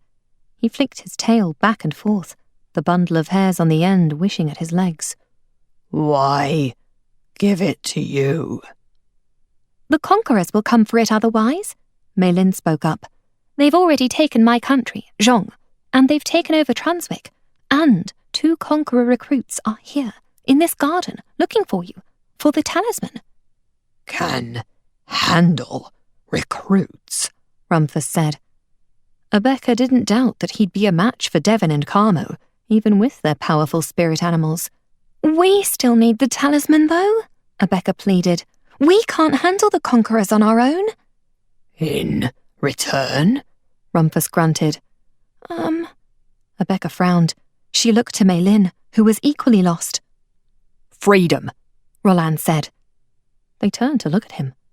He was leaning against one of the peach tree's branches, arms slung across it casually. He lifted his eyebrows at the girls. That's what anyone who's in a cage wants most, no matter how big the cage is. Right, Rumphus? The boar stamped the ground and nodded his head. Roland smiled a bit in understanding. Wall, Rumphus said, turning his head and jutting his snout toward the edge of the peach trees. There was indeed an immense stone wall, which rose up high above even the great beast's head. With all its jutting stones, it would have been nothing for an animal like Uraza to escape. But for a creature more lumbering, even one as huge as Rumphus, it might as well have been 1,000 feet tall. Not so fast! A voice jolted through the dark. A voice Abeka knew. A voice she knew too well. They whirled around. Uraza hunched and hissed, showing her impressive teeth. Rumphus stamped the ground and gave a throaty, rolling growl. Even G hunched forward and flexed her muscles. What a reception, Devin said, grinning like this was all a fantastic game. Abeka, I see you managed to escape. My own fault. I always underestimate how wily vermin can be when they're cornered. Carmo, standing beside Devin, looked sour at the joke, though Devin snickered hard at his own genius. Rumphus, we're going to need that talisman, Devin continued. He whistled sharply. The wildcat appeared at his side. Carmo's hammercop flapped out from the trees, thick bill open and menacing. Rumphus looked unimpressed, and Abeka couldn't blame him. The three of them, their spirit animals, and Rumphus the great beast, against Devin and Carmo? They could handle this. But then, Devin grinned even wider and whistled again. Now the trees were alive with footsteps, footsteps of all sizes, skittering sounds, crunching sounds, the sounds of hooves and paws and human feet on the ground. Conquerors, 12 or more, and all with spirit animals poured from the foliage. There was a man with an iguana around his shoulders, and another with a meerkat crouched at his feet. There was a giraffe, a lemur, and a bobcat, each paired with a human who looked armed and ready for combat. Devin had snuck conquerors into Glen Gavin. Well, Rumphus, the iron boar talisman, Devin said, holding out his hand. Rumphus studied Devin for a moment. So long a moment that Abeka began to worry he was going to give in. But then the boar lowered his head. He huffed, nostrils flaring, and his hackles lifted. Then he charged. Chapter 17. Battle. I hear the others. They're up ahead, Connor shouted back to Finn. Briggan was in the lead and howled as he blasted through the orchard, leaping over grapevines and dodging tree trunks. Connor wasn't exactly sure who they were just yet, but he knew they were either in trouble or they were trouble. Animal sounds rose up like a storm in the night. Roars, chirps, growls, snarls, hoots and cries. Overhead, a falcon shrieked. That's Essex, Finn shouted. Connor's heart thrummed frantically. Briggan howled again, guiding them through the vines until Connor's pounding heart stopped instead. Conquerors. Spirit animals. A boar as large as a carriage. That had to be Rumphus. And in the middle of it all, Abeka, Maylin, and Rolan. Abeka and Uraza worked as a team, bounding off trees and tackling their opponents. Uraza knocked them down, with Abeka moving quickly behind her to fling the smaller spirit animals away and deliver a few well-placed kicks to her downed opponent's ribs. G was safely in passive state, a tattoo on the same arm Maylin used to box a conqueror in the nose. Roland dove under arms and ducked through legs like someone with a bit of practice at evading authority. Connor! Maylin cried desperately, somehow seeing him between conquerors. Saying his name took Maylin's concentration away for a heartbeat too long. A macaw swooped down and blinded her with scarlet feathers and claws. It gave a nearby enemy enough time to grab her by the leg and pull her down. Briggan! Connor shouted to the wolf, who darted into the crowd and heaved the conqueror off Mei Lin. Another one, however, took his place in an instant. There were too many, far too many. A bobcat leaped for Connor's face. He threw his staff into the air just in time to knock it away. He bashed it a second time in the head, rendering it unconscious, then ran forward, staff held horizontal so that it crashed into the backs of a few unsuspecting conquerors. A baboon grabbed hold of his arm, yanking him down so hard Connor thought he might have dislocated his shoulder. Wincing through the pain, Connor whirled around and punched it squarely in the face. Roland was suddenly there, offering him a hand up, but he'd no sooner found his feet than he realized a group of conquerors were surrounding the two of them. "Any ideas?" Roland said. Essex swooped down, clawing at the eyes of a few conquerors, but it wasn't enough to stop the horde. Briggan was still helping Mei Lin. Uraza and Abeka were being forced farther and farther into the orchard. Connor gripped his staff, Roland his sword. Suddenly, a pile of men were lifted into the air with a chorus of screams. Rumphus! The boar smashed through them, sending fur and bodies flying. Connor wanted to pause and marvel at his size and strength, but there was no time. He spun forward, bringing the staff down hard on a nearby conqueror's head. Connor turned to see who needed help. There were still so many enemies, at least another half dozen, and mostly the ones with the sizable spirit animals. Mei Lin leaped from a branch and, mid-air, released Ji from passive form. The panda slammed to the ground, butt first, crushing a woman beneath her, and then, in a flash, was back to being a tattoo on Mei Lin's arm. Finn was by her, fending off a man with a giraffe, who used its muscled neck like a battering ram. Connor suddenly felt the unmistakable pain of teeth slicing into his shoulder. Devin's black wildcat had leaped on him from behind. Its claws and teeth were tearing into Connor's skin. He couldn't stop himself from screaming in pain, and turned in a wide circle, flinging the beast off. Connor grabbed his shoulder, and his hand came away sticky with blood. "Not so great now, are you?" Devin hissed at him, and stalked forward. He tilted his head toward the wildcat, who raced back to him and threaded herself around his legs. Devin started forward. Connor lifted his staff, but winced. He couldn't hold its weight with his injuries. "You thought you were so special, didn't you, Connor? You thought you were better than me. You thought Briggan made you greater. Briggan's just a shadow of the great beast he used to be. Elder, however, is still a legend." Connor backed up. Strong hands grabbed his shoulders. A conqueror! The man dug his fingers into Connor's fresh wound until he shrieked in pain. "Briggan, I need you," he thought desperately. Then he saw the wolf. Briggan was being held down by several conquerors, one of whom kicked him sharply in the stomach. Briggan yelped loudly, and Connor could feel the noise in his skull. Seeing this, Devin snorted. "Great beast? Sure." He turned back to Connor. "Elder, take him down." Connor closed his eyes, but then immediately opened them again. He was scared, but he wasn't going to face his death with his eyes shut. Elder yowled, deep, sharp and rumbling, and sprang forward. Something else grabbed the wildcat in mid-air, crushing her to the ground.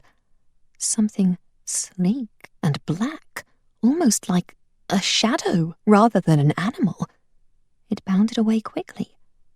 Elder didn't get up, but her chest continued to rise and fall weakly. Devin's eyes widened, and he rushed to her side. With a flash, she disappeared into a tattoo on his arm. The conqueror holding Connor's shoulders released him, drawing a knife to fight off whatever this new creature was. But the animal was too fast. It pounced on the man, slashing his neck with what must be massive teeth. Then it shot off toward Mei Lin and Finn. Devin was roaring angrily, shouting at the others. Carmo, who had been fighting Abeka, turned to look. just long enough for Roland to tackle him to the ground and then hold him at sword point. Rebecca dove for the hammercop, which narrowly avoided her grasp, and flapped for the trees. Connor ran for Briggan and shoved his staff deep into the stomach of the man kicking his wolf. It gave Briggan just enough time to bound to his feet and leap back into action. The conquerors were realizing how dangerously low their numbers had fallen. 3 left. No, 2, since Rumphus had just tossed one over the wall. The dark shape, still moving too fast for Connor to see clearly, pounced on another man. Finn tossed his blade to Maylin, who held it aloft toward the final conqueror. The man looked at her, then at the others. He then turned and fled. "Coward!" Devin screamed. "Come back and fight!" It was not very wise for Devin to draw attention to himself. Uraza heard him. She bounded across the orchard and pounced, slamming Devin into the ground with her front paws. She bared her teeth at the boy, flexing her claws out so that they pricked Devin's shoulders. "Is everyone all right?" Connor finally asked, panting. "I'm fine," Rebecca said. "Just hold him there, Uraza." "Get your stupid cat off me!" Devin barked. Rebecca shook her head. "Never mind, Uraza. You can eat him." This shut Devin up, at least for a few moments, while the others called out. Maylin had a bad cut on her arm, and maybe some broken toes. Essex was missing more than a few tail feathers, and it was making her fly all wobbly. Roland had a black eye, though Carmo, lying on the ground with his palms up in surrender, had 2. They'd survived. Not only survived, they'd won. Connor could scarcely believe it. And Finn, where was he? "Finn!" Connor called out. "Where'd he go?" "He was just here," Maylin said, looking around in a panic. "I'm fine," Finn said. His voice was hushed and thick with awe. It took them a few moments to work out where it was coming from. When they did, their jaws dropped in unison. "Finn!" Rebecca finally said. "It's you!" Finn smiled, really smiled, his face bright and open. Connor couldn't remember him ever smiling before. The green cloak lowered his arm and ran it along the back of a spirit animal. His spirit animal, who stood by his feet. He touched the creature with nervous, shaking hands, like he was very afraid this was just a dream. "Why didn't you say anything?" Maylin asked wondrously.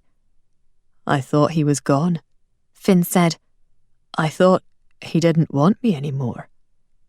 His spirit animal looked up at him, then forced his head into Finn's hand, nuzzling at him. He was beautiful, ink black, with even blacker spots that glowed in the moonlight. A black wildcat.